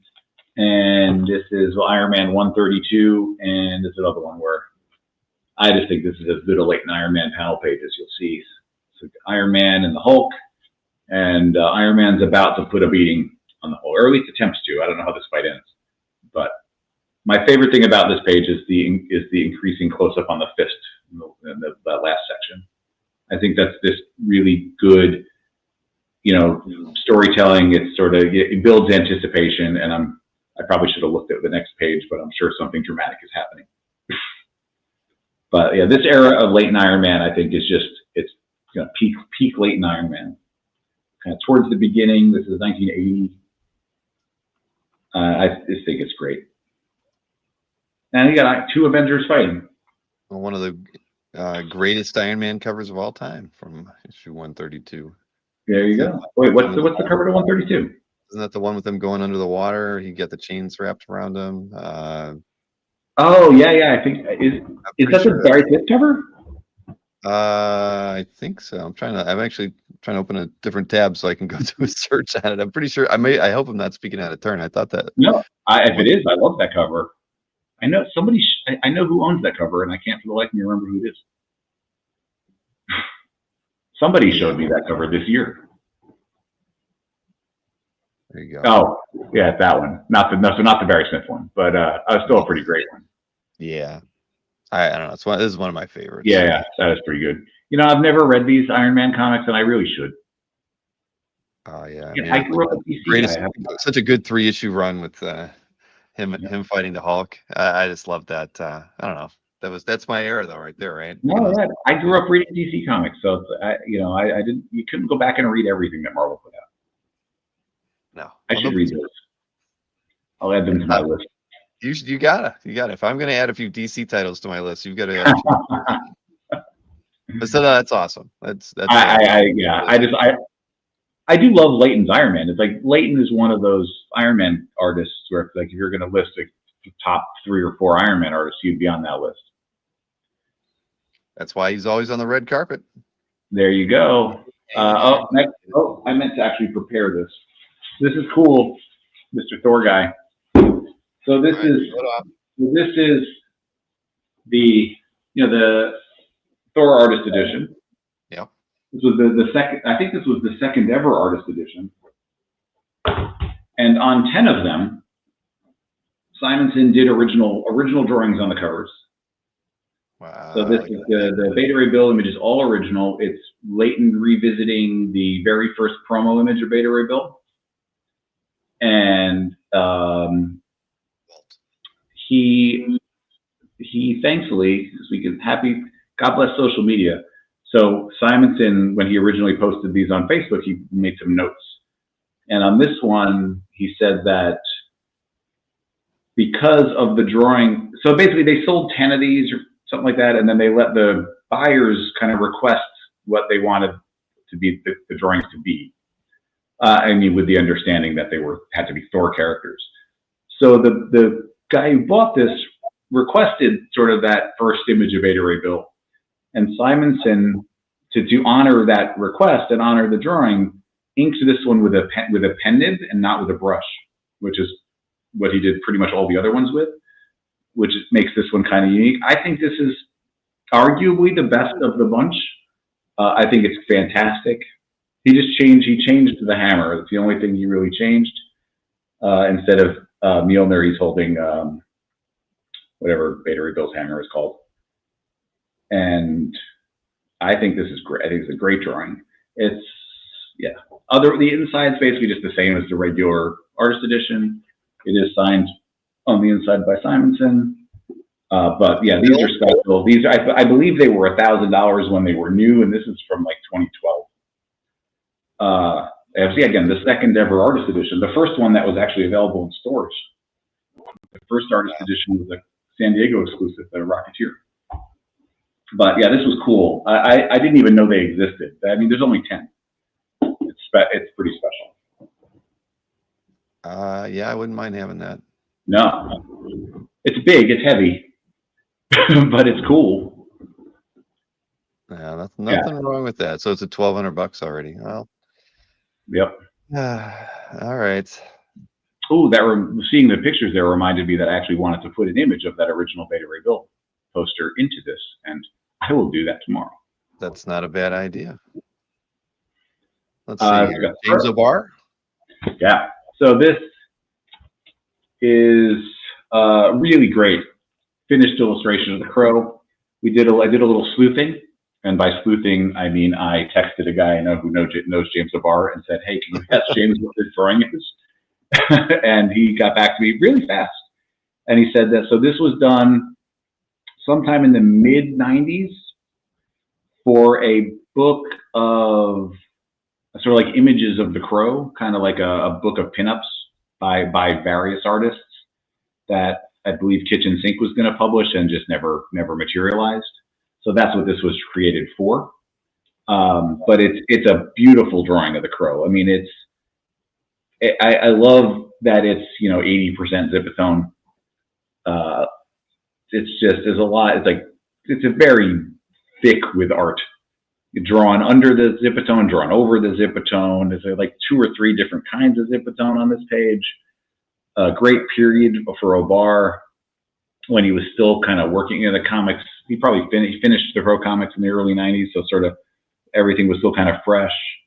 And Crow originals don't come up for sale very often. And long-time viewers will remember the page we had last year that blew past my expectations and sold for like $55,000. This is not a published page. I understand that, but it's a testament to the fan base and to the scarcity of sort of vintage Crow art by O'Barr. Mm-hmm. I think this is a beautiful piece. I like this period. His art just gets better into the '90s, and I think this is no exception to that. Yeah, really great. I don't have a Crow piece by James, but I do have a published piece by him in my collection. So from what? It's from gosh, I should never have said anything, but I'll tell you in a minute. I'll go look at my cap gallery. I can't remember. I just saw the time, so we're gonna speed it up a little bit. Oh shoot, you thought maybe an hour 30, hour 45. Look at us. Where are we at? This things. We got an assortment of Excalibur pages by Alan Davis, a page from issue 46, a page from issue 49, and a page from the very first appearance of the special edition, the Kitty and Nightcrawler. Just I like me some Excalibur by Davis, and the special edition especially. It's a pinup from Gothic, his book called Gothic. Okay. Yeah. Jim Lee's cover to Grant Morrison's Multiversity Masterman, which I love the Multiversity series by Morrison. And I like Jim Lee, that Jim Lee drew this. I think that's great. That's cool. Yeah, Jim Lee, Scott Williams, Uncle Sam. Very cool. Great comic. I love the hand-drawn logo. Super cool. Oh, I didn't even realize that. Let's see. So this is Gil Kane, covered as Superman Special from 1983. This is one of the most iconic DC pieces Kane did in the 80s. This was reused as the cover to the collected Superman art of Gil Kane book. It's a really strong image. It is, unfortunately, because it's Gil Kane, it's fading a little bit. That can be mitigated. He's got to keep it out of direct sunlight and direct light at all possible. But it won't get worse if treated appropriately. But a great Superman image by Kane. Great. And then we got here. This is a double spread from X-Men number 80 by Brandon Peterson. We got X-Men.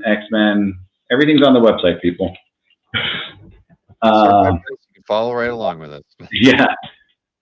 This is a page from the first comic I ever paid more than cover price for. This is Spider-Man versus Wolverine. This is Mark Bright and Al Williamson. I bought this at the local mall, at a candy shop in the mall for $8. Still love this comic. I mean, one of the first Marvel comics I read as this came out in 1987. I probably bought it in '88 or something like that. Just really nice. It's got those pages. I was probably looking at that one. You got a great Wolverine page. Mohawk Storm there too, right? What's that? That's at Mohawk Storm there in the Mohawk Storm. Yeah. And honestly, I don't know how many pages she could, how many panels she could even appear in this whole issue, because it's a flashback panel. But yeah, my soft spot for this comic runs deep. See, and to avoid paying $8, #1 Marvel fan skipped school that day so he could just copy it. Here's the rest of the Kirby's. This is Strange Tales number 96. This is a classic Kirby monster page. You've got Great Monster down here at the bottom. This is 1962. Just the great Kirby Ayers, monster story from pre-hero issues of Strange Tales. And then we got a page from Tales of Suspense 75. This is Captain America story in Tales of Suspense 75. This is from the same story that introduces Batroc and Sharon Carter. Neither of whom are on this page. But what this page has on it, as was pointed out to me recently, in this panel down here, it's let me just find where it says. It's Steve Rogers sort of reminiscing about his lost love from his time in the war, and that is, so this is the first panel in Captain America and she's not named for a long time, but he's talking about Peggy Carter. This is the first reference in comics to Peggy Carter, even though she's not named, and that's kind of awesome. And then, if we didn't need to get any better than that, we got not one, but two Kirby and Wallywood Sky Masters dailies from the 50s. I think these are incredible. This is the 10th ever Sky Masters daily. I love the combination of Kirby and Wallywood. And I mean, are they in space in any of them? No. I'm trying to get one where but you've got all this like super Wallywoody machinery and things. I like that one. I like both of them. I would be happy with either of them. I have a panel from a Sky Masters, the bonus panel from one of the Sundays, but I'll take that. Better than nothing. All right.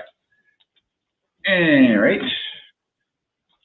Got Travis Chari, Wildcats. This is Wildcats number 31. This was his last issue of Wildcats before he left to do Wildcats X-Men. So I was told it's Chari, just so you know. Chari. What did I say? I don't know. You were close, but Chari. That's I don't know. Who knows? Hey, wait, Como, so you'll be able to ask him directly. That's true. Considered, the best period of his work, this like right around that X-Men Wildcat. Exactly. Great grifter. And the drawing here is just nuts. I love this the sort of graphicness of this grifter close up at the bottom.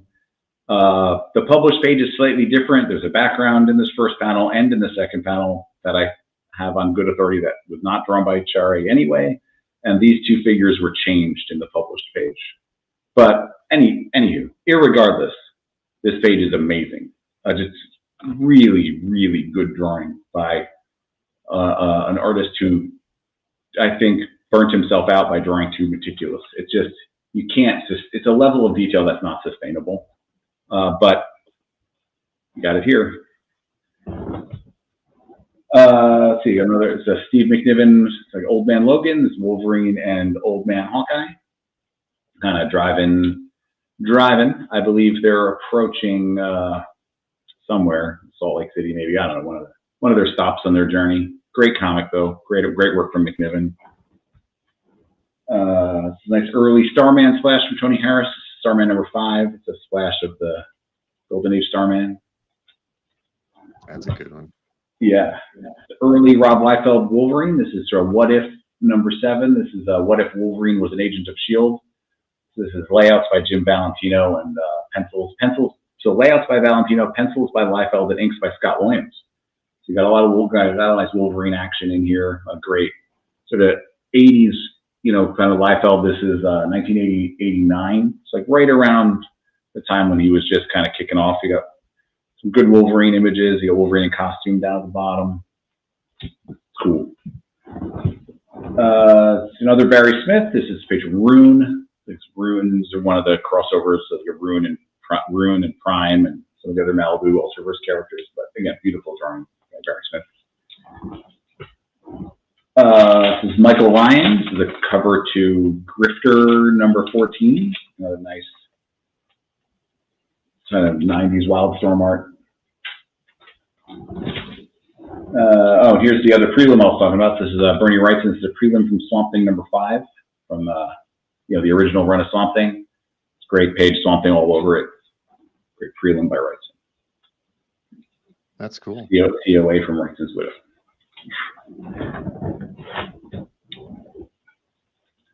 All right, more Wrightsons. Batman Aliens. Lots of Batman on this Batman Aliens page. That Batman and a bunch of military guys who are, I assume that means they all die because it's an alien story. Good guess. I like this piece a lot. This is the cover to Star-Lord number 1 from 1996. It's by Dan Lawless. It's all fully colored. It's like a weird combination of paint and colored pencil. I think there may be some sort of other medium in here. It's colored on vellum. It's very peculiar, but really, I love how vivid the colors are. It's very, very bright and striking. I like this piece. It's pretty. But yeah, Star-Lord number 1 in the 90s. A lot of color art in this auction. Dave McKeon's from Black Orchid number 3.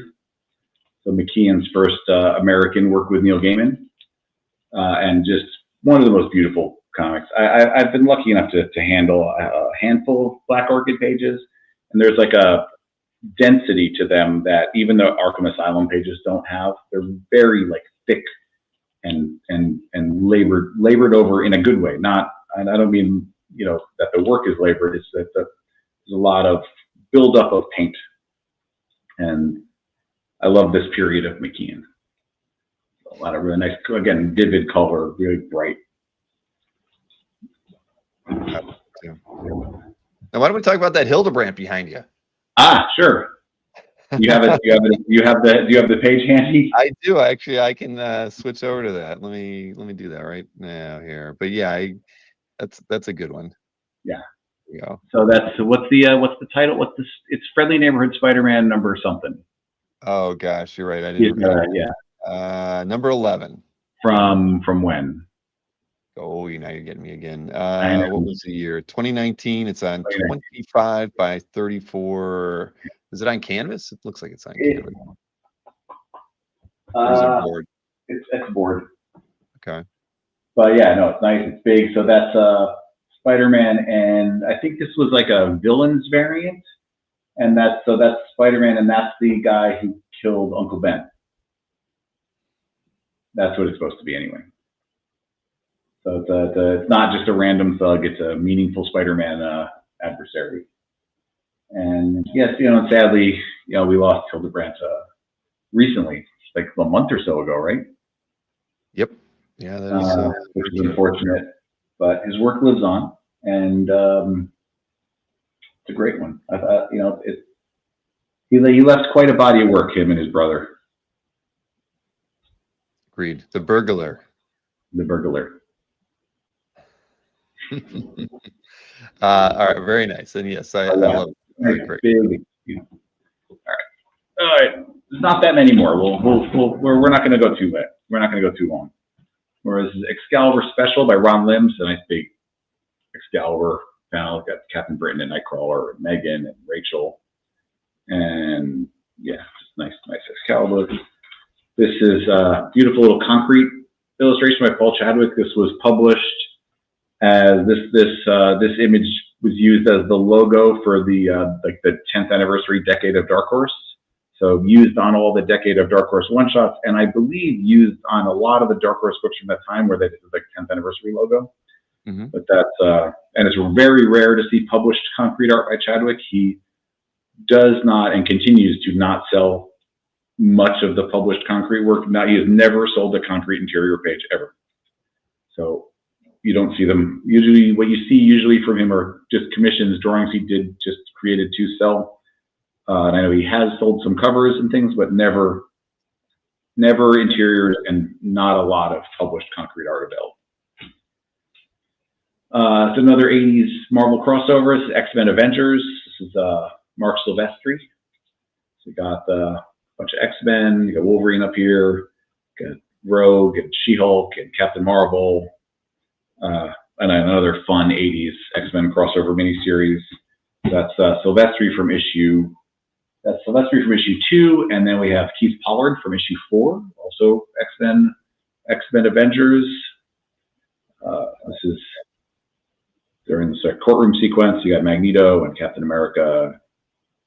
Yeah, it's a fun comic. A couple more Silvestris. This is Silvestri from Wolverine number 37. It's Wolverine and Lady Deathstrike having a little chase fight. And that's Silvestri and Dan Green. This is Wolverine number 57. So this is Jubilee and somebody. That's I forget that character's name. But anyway, so what's interesting about this page is that, and I never would have guessed this because all those issues are credited as Silvestri Green, but this one looks different. On the back, up there it says Silvestri inked. That's Mark Silvestri's handwriting. So he inks this page himself, which is cool. Nice. This is a page from a comic I had never heard of before. It's a comic called Quest Probe. It's a Marvel comic from the 80s. Never heard of it. I think it was like a weird video game tie-in. But yeah. This is Al Milgrom and Jim Mooney again. But what this page is just a great image of Spidey and his like whole cast of characters. You got they have split-faced Spider-Man Peter Parker, you got Gwen and Goblin and Black Cat and Jane Jonah Jameson and Kingpin and Dr. Octopus and Aunt May and Uncle Ben and Mary Jane and the Hobgoblin and the Lizard, and you got Mysterio up here. And like that's a lot of characters on one page. It's very cool. And again, never heard of this comic. I had no idea it existed, but I kind of dig it. I did not read that one. I remember when it came out though. Again, never heard of it. Like Quest Probe. Like, all right. I got a couple of Marie Severin Submariner pages, a page from issue 19, fighting Stingray. Stingray. Here we go. This is the page he's been waiting for. It's Marie Severin inked by Johnny Craig, which is dope. Signed by Johnny Craig, too. You don't see that very often. This image of the Brooklyn Bridge is mostly photostat, which is fine. I wouldn't want to draw that either. And then the other one is from issue 23, also Severin inks by Craig, also fantastic. I like both. I'm a big fan of Marie Severin. I love Johnny Craig. So 2 cool Submariner pages there. You've got this is a Mark Bagley. This is a cover to Thunderbolts number 50. They got a movie coming out. So yeah, the Thunderbolts cover by Bagley. And then speaking of Thunderbolts, this is a page from Incredible Hulk 449, which is the first appearance of the Thunderbolts, and you got like 3 of them, I think, on this page. And then the Hulk doing his little, oh man, I forget what it's called, his little clap thing. I knew what it was called, and I can't. Under something, right? Thunderclap? I think that's what it's called. If it wasn't, it should have been. Yeah, but this is Mike Deodato from 1997. So first appearance of the Thunderbolts. It's more Bagley. This is Spider-Man number 401. Big actiony 90s Bagley Spider-Man. That's pretty nice. And another Bagley. This is big image of Carnage. I couldn't find this image published, but I can't imagine that this was created not for print, but it could be a toy packaging, it could be a licensed thing, it could be a back of a trading card, it could be any number of things. But it's a pretty great image of Carnage by Bagley and Scott Hanna. So there you go. Let's see, this is page from the Nice Defenders page, Hellcat and Valkyrie, Hulk, guy's name is Nighthawk, I believe his name is. Something like that. Let's see, it's Rick Leonardi. This is from Marvel Comics Presents. This is from the Colossus God's Country storyline. That is a pretty memorable story that's serialized in Marvel Comics Presents. Nice Rick Leonardi, inked by Al Milgrom. This is Generation X number 56 cover by the Dodsons. Nice work from the always pleasant Dobsons. Always, the art is always so pretty. Yeah, no, they are a great team. They really are. So we got early Jim Lee. This is Alpha Flight number 61. It's like early Jim Lee from 1988, and yeah, he was still great. Jim Lee came out of the gate pretty strong. So you got more Sean Murphy. This is the prelim to the Curse the White Knight #1 cover. I think this is a great cover, and I love Sean's prelims. Again, big fan of Process. So you get a pretty finished prelim there, basically full size.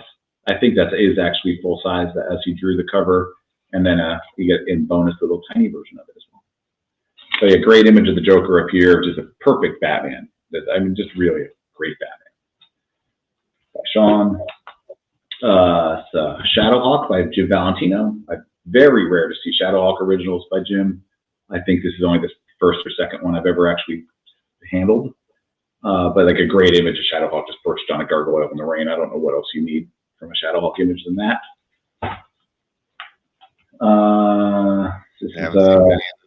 That's true. The double spread by Tom Rainey from Ultimate X-Men. I had to open it up because the big image of Wolverine was on the back. But it's a pretty big claw jumping Wolverine, and then the rest of the X-Men. Pretty good, nice double spread by Rainey. It's a great more Thundercats. It's pretty great Mumra transformation page by Ed McGuinness. It's the Hulk #1 version of Mumra transforming. I think this is fantastic. More Spider-Man. Alex Savick. This is Web Spider-Man #112, and that's it's a pretty great Savick Spider-Man page. Nice page, yeah. He's around. He's in every panel doing something fun, and I love in this down here you get the multiple Spider-Mans to show movement, which is always fun. That's a great page. This is a good page. This is Thor #325. This is Alan Kupperberg and Jim Mooney again. Nice Thor page there. This is 1982. And this is Art T. Baird. This is Cable #4. This issue is credited, the Liefeld is credited with pencil assists. I honestly don't see any on this page, but maybe. But this looks like all T. Baird to me, but still pretty cool. An early 90s Cable page, a lot of Cable on it. Got a nice Neil Adams illustration of the Shadow. This was most likely used for some sort of merchandise. Right? This is drawn right around the time of the Alec Baldwin movie. It kind of looks like Alec Baldwin's Shadow. But nice shadow drawing by Adams. And this one, Bill, also by Adams. That's Kojak. Yeah, I'll say.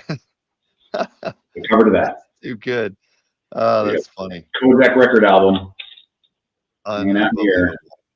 And that was Field. The consigner. Now, was the consigner an art collector or a telly? The consigner was an art collector.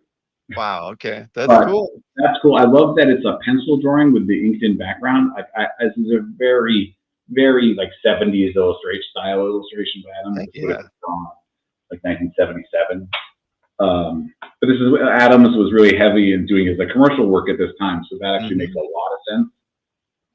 I think it's fabulous. The guy Lollipop. The people at the record label made him paste over the gun.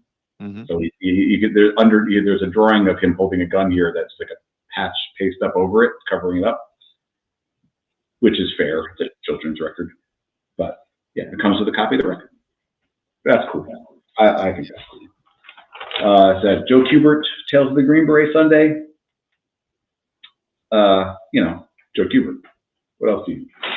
Another Kubert. I got to take this one out because I think it's great.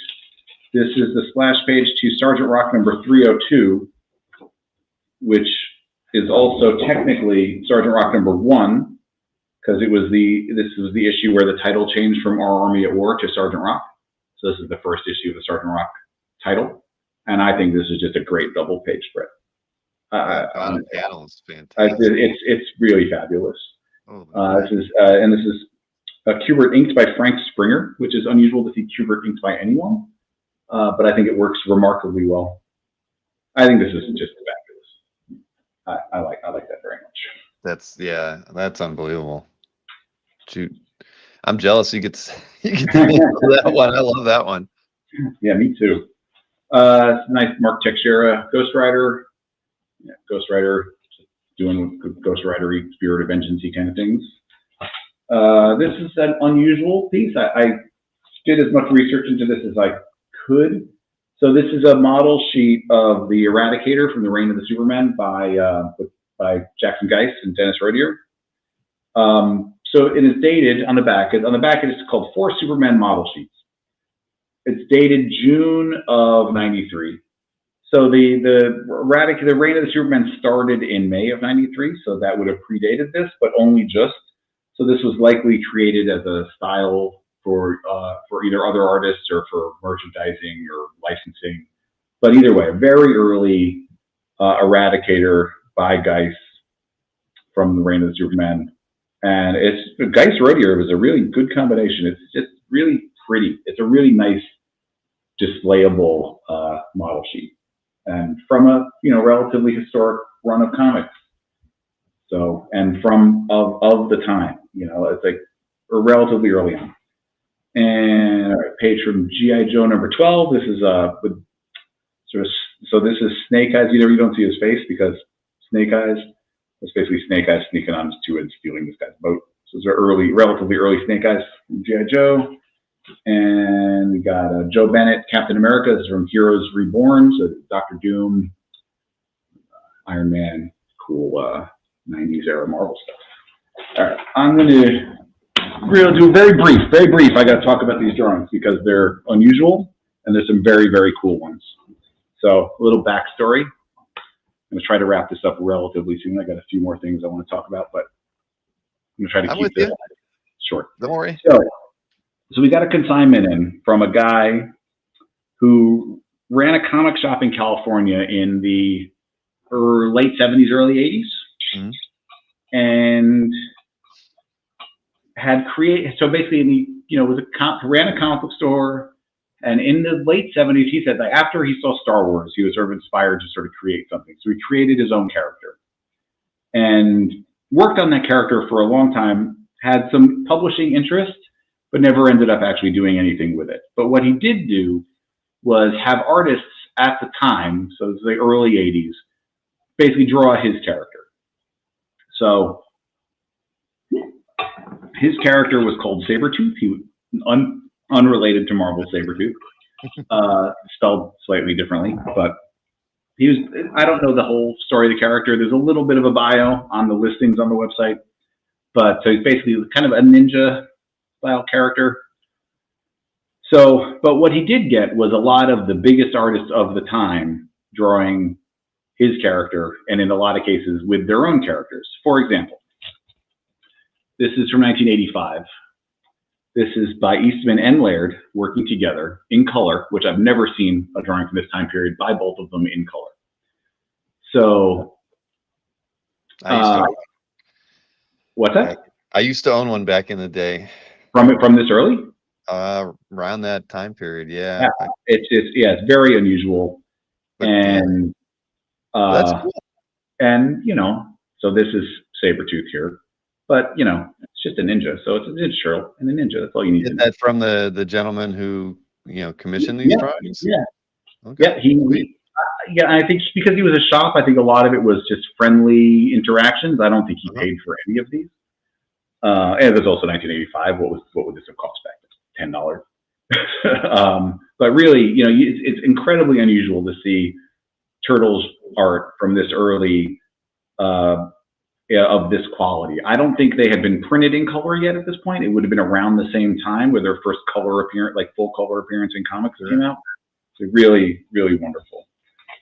So this one here, Sabretooth again, with Longshot by Art Adams. So it's Art Adams drawing Sabretooth and Longshot.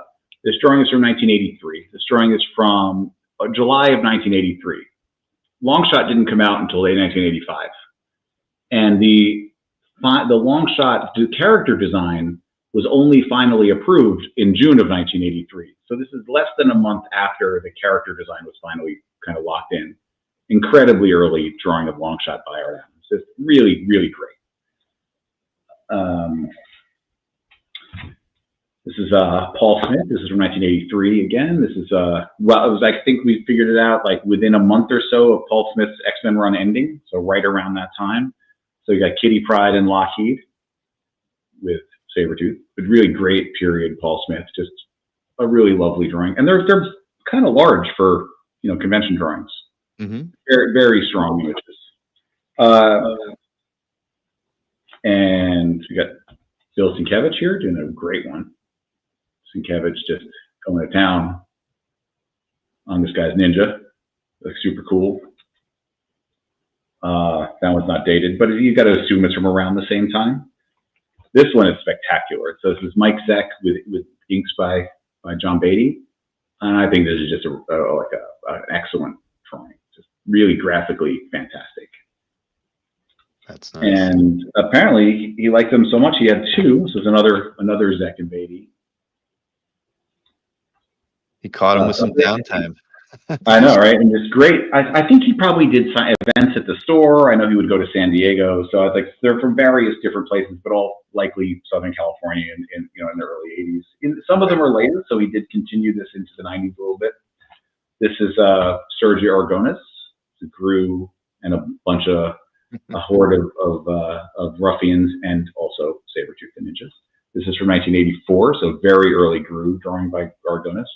Really, I mean, that's just fantastic. This one is George Perez with inks by Romeo Tanghal. So this would have been while they were working on Teen Titans. So that's Starfire and Sabretooth. So yeah, so the store the guy ran, it was in California. It was called the Land of Ooze and Oz.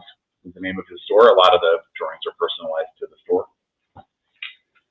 This one, Bob Layton did a really nice one. Like they're really nice, like a who's who of artists of the time. Jim Starlin. This is Paul Galassi. This one's really wonderful. Catwoman, like really nice technique on this drawing. You can see the sort of texture in the drawing. It's all ink. That's very nice. Yeah, really pretty. So Steve Rude. This is 1984. So really early Nexus. This is I forget the character's name, but from Nexus. So relatively early in that, like really great time period for Steve Rude. You got Doug Wildey to do one. Okay, so basically he just drew Johnny Quest and Race Bannon, and then he drew the Sabretooth down here. But in my research on this, I could find no examples of fan drawings by Doug Wildey. Not a single one. You can find pages that he drew from comics, but I could not find a single like sketch of Johnny Quest. And very cool. Very cool. And he's talking about Bandit. He says, my dog Bandit was picked up by the dog catcher and has disappeared forever. And that was basically Doug Wildey's way of not having to draw Bandit, which is funny. Yeah. Get out of it. Gil Kane, great one by Gil Kane.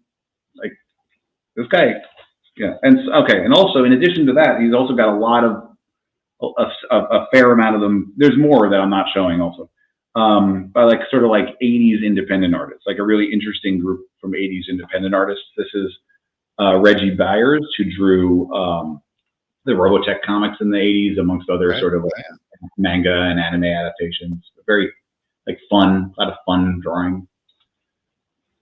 Scott Shaw drawing Sabretooth as a Sabretooth, which is funny and also very Scott Shaw.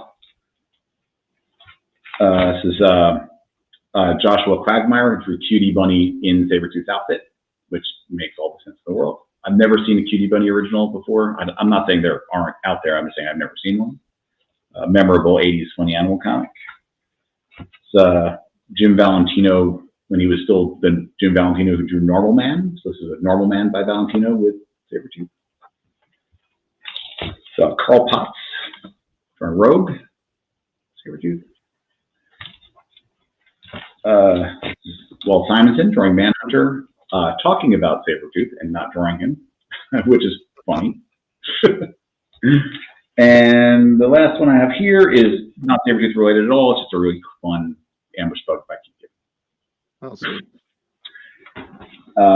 Yeah, so there's more of those. I think they're really interesting pieces, pieces of kind of like early convention kind of drawings. I think that, you know, that's an interesting piece of comics history. It's a different world, convention drawings, than it is now. I mean, and obviously better for the artists now. I'm not saying it should go back, but like artists, you know, were more open to just doing wacky things back then, because it's like whatever, you know, like what, because, you know, it wasn't like they were, because it was, you know, they weren't charging hundreds of dollars for the commissions, which is, again, as they should. Artists should get whatever, you know, artists should get as much as they can for their drawings. It's work. But the 80s were a different time, and it's like, and you end up with things like that I think are a fun product of that era of fandom. And I think it's really interesting that he had guys were so willing to just say, yeah, I'll draw your character. That's cool. He's got other ones that he's keeping. He's got Frank Miller did one. He's like that's a big image. He's got a bigger Sienkiewicz one. He put a lot of work into these. It's like there's a lot of he put a lot of time into it. It's like a really fascinating, like a labor of love. And he's still actively working on the character. So something might come fit someday. Who knows? Okay, it's got a few more things I just want to show. I'll skip some. Okay. Wayne Boring Superman Daily. Yeah, I'll go back over to you. What do we got? So it's got a really nice Brent Anderson Kazar hand splashes, Kazar number 11. I think that's just a cool page. It's got a Minotaur on it. Got a Howard Chaykin Black Kiss. A safe to hang up on the wall Black Kiss page by Chaykin. Not many of those out there. Nope. It's got a nice, I'm just going to tease you now and not show you things. It's got a nice Army at War page by Russ Heath. James Herron page from Rumble number 1. Got a nice Harley Quinn page by Riley Rosmo. Video Jack by Keith Giffen. Oh, this is actually pretty cool. This is Video Jack number 4, which is not by Keith Giffen. It's by a guy named Joe Barney, who I've never heard of before. But this came out the same month as Aliens number 1 from Dark Horse, and this book came out first. And this is the first appearance of aliens in a comic book, like aliens from the movie Aliens, which is kind of hilarious. So this predates the aliens in their own comic, but they appear here first. So that's kind of cool. Great, beautiful Cliff Chang Wonder Woman page. And nice, this is the X Factor annual page by John Bogdanov. Just a really, really nice X Factor splash page. A couple more X Factor pages. Larry Stroman one. Let's see. So do you remember from a couple auctions ago where we did the original drawing of Judge Dredd's bike? Yes. You remember that?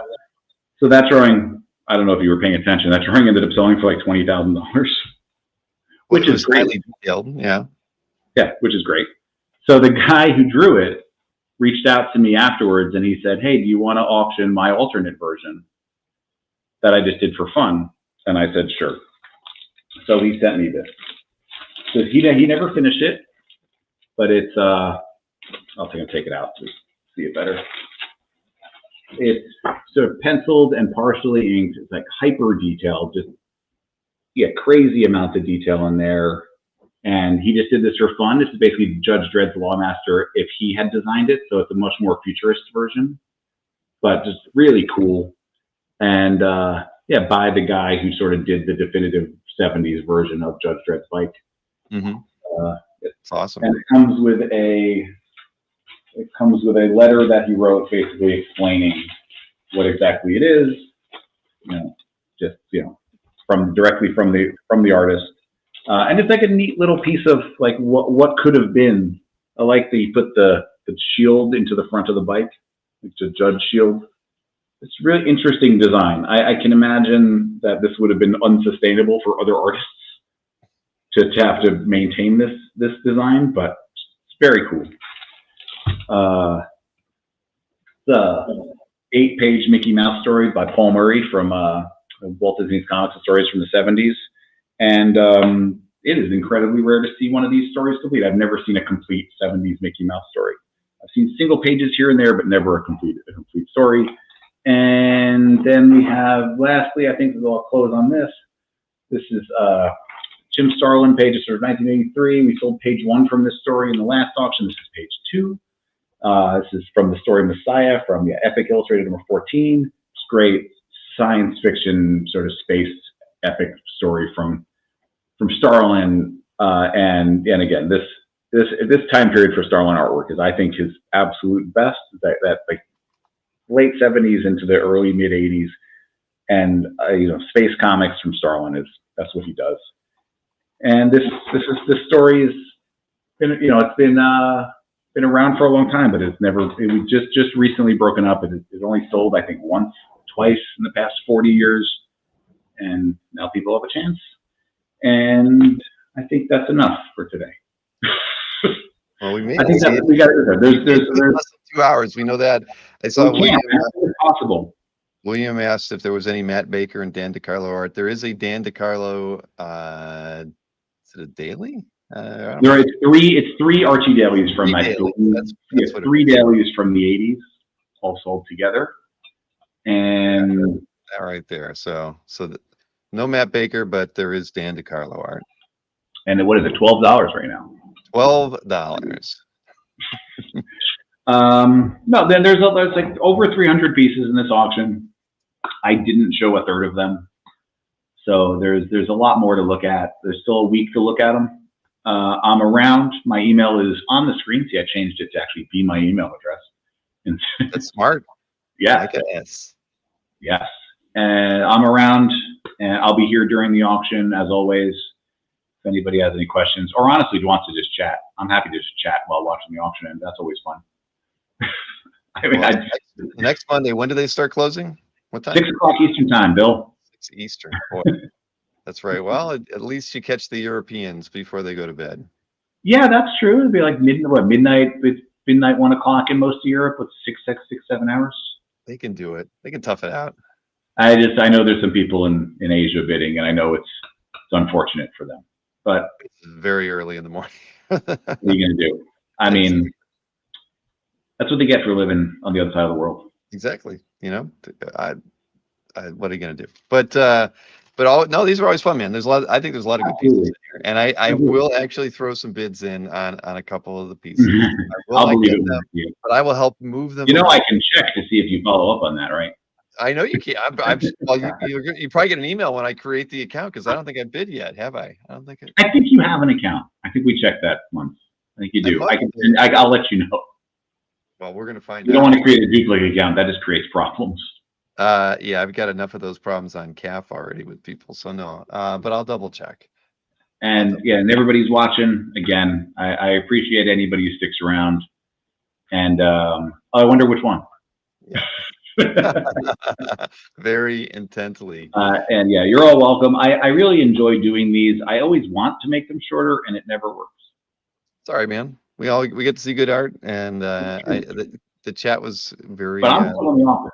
They were intent on their side conversations, but of course we all love good art. And honestly, without the little asides and tangents, this would just be, and here's a piece of art, and here's a piece of art, and here's a piece of art, and that would get boring. And I like to keep it. We can let everybody know that when you are at OAX, you guys accept consignments there. Of course. And if you want to reach out to me, if you're interested in anything, you want to discuss time payment options, I'm happy to do that. If you want to discuss consigning to pay for auction wins, I'm happy to discuss that.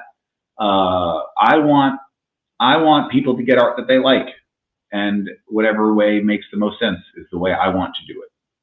So I'm nothing if not an agreeable guy for the most part, within reason. I'll do what I can, but The only way to find out is to reach out and ask. Exactly. So yeah, my email is on the other side. It's right there. And yeah, I'm around. So yeah, the auction is next Monday, a week from today. ComicConnect. 6 o'clock Eastern time it starts. The first batch is the Lake Como charity, big fundraising pieces, and then into right into the show. Oh, I want to show one more thing because this is really cool. And another thing that I just want this for myself. So this is from the 2004 Miyazaki Mobius Gallery Museum exhibition in France. And this one has a really beautiful little drawing by Mobius in it, which is pretty great. This book alone is worth like $500-600. And I was like, oh man, because I want one. I remember when this show happened. It's just, it's beautiful reproductions of work by both of them. It's a beautiful book and again, Mobius sketch. Pretty cool. Can't go wrong with one of those. I've never owned one. I only have the only Mobius art I own are the 2 drawings he did in front of me in 1994. Lucky you. Well, yeah, I wasn't collecting art at that time. I just started buying artwork, but I'd gotten a fair amount of sketches at that point. But I probably had a small, maybe 2 or 3 published pieces, maybe 1. That would have been right around when I started. I started in 92, so I would have been a couple years in, but I wasn't buying a lot. But anyway, next Monday, I'm 6 p.m. Eastern, everybody. 6 p.m. Eastern. And yeah, I'm around if anybody has any questions or, again, just wants to bullshit for a little bit. I'm cool with that too. All right, Michael. Well, thank you. Always fun. And everybody, thank you, Bill. And again, thanks everybody for staying up. You got it. We'll have a wonderful evening. I'll be back at it tomorrow doing a collector interview. So tune in at 9 o'clock for that.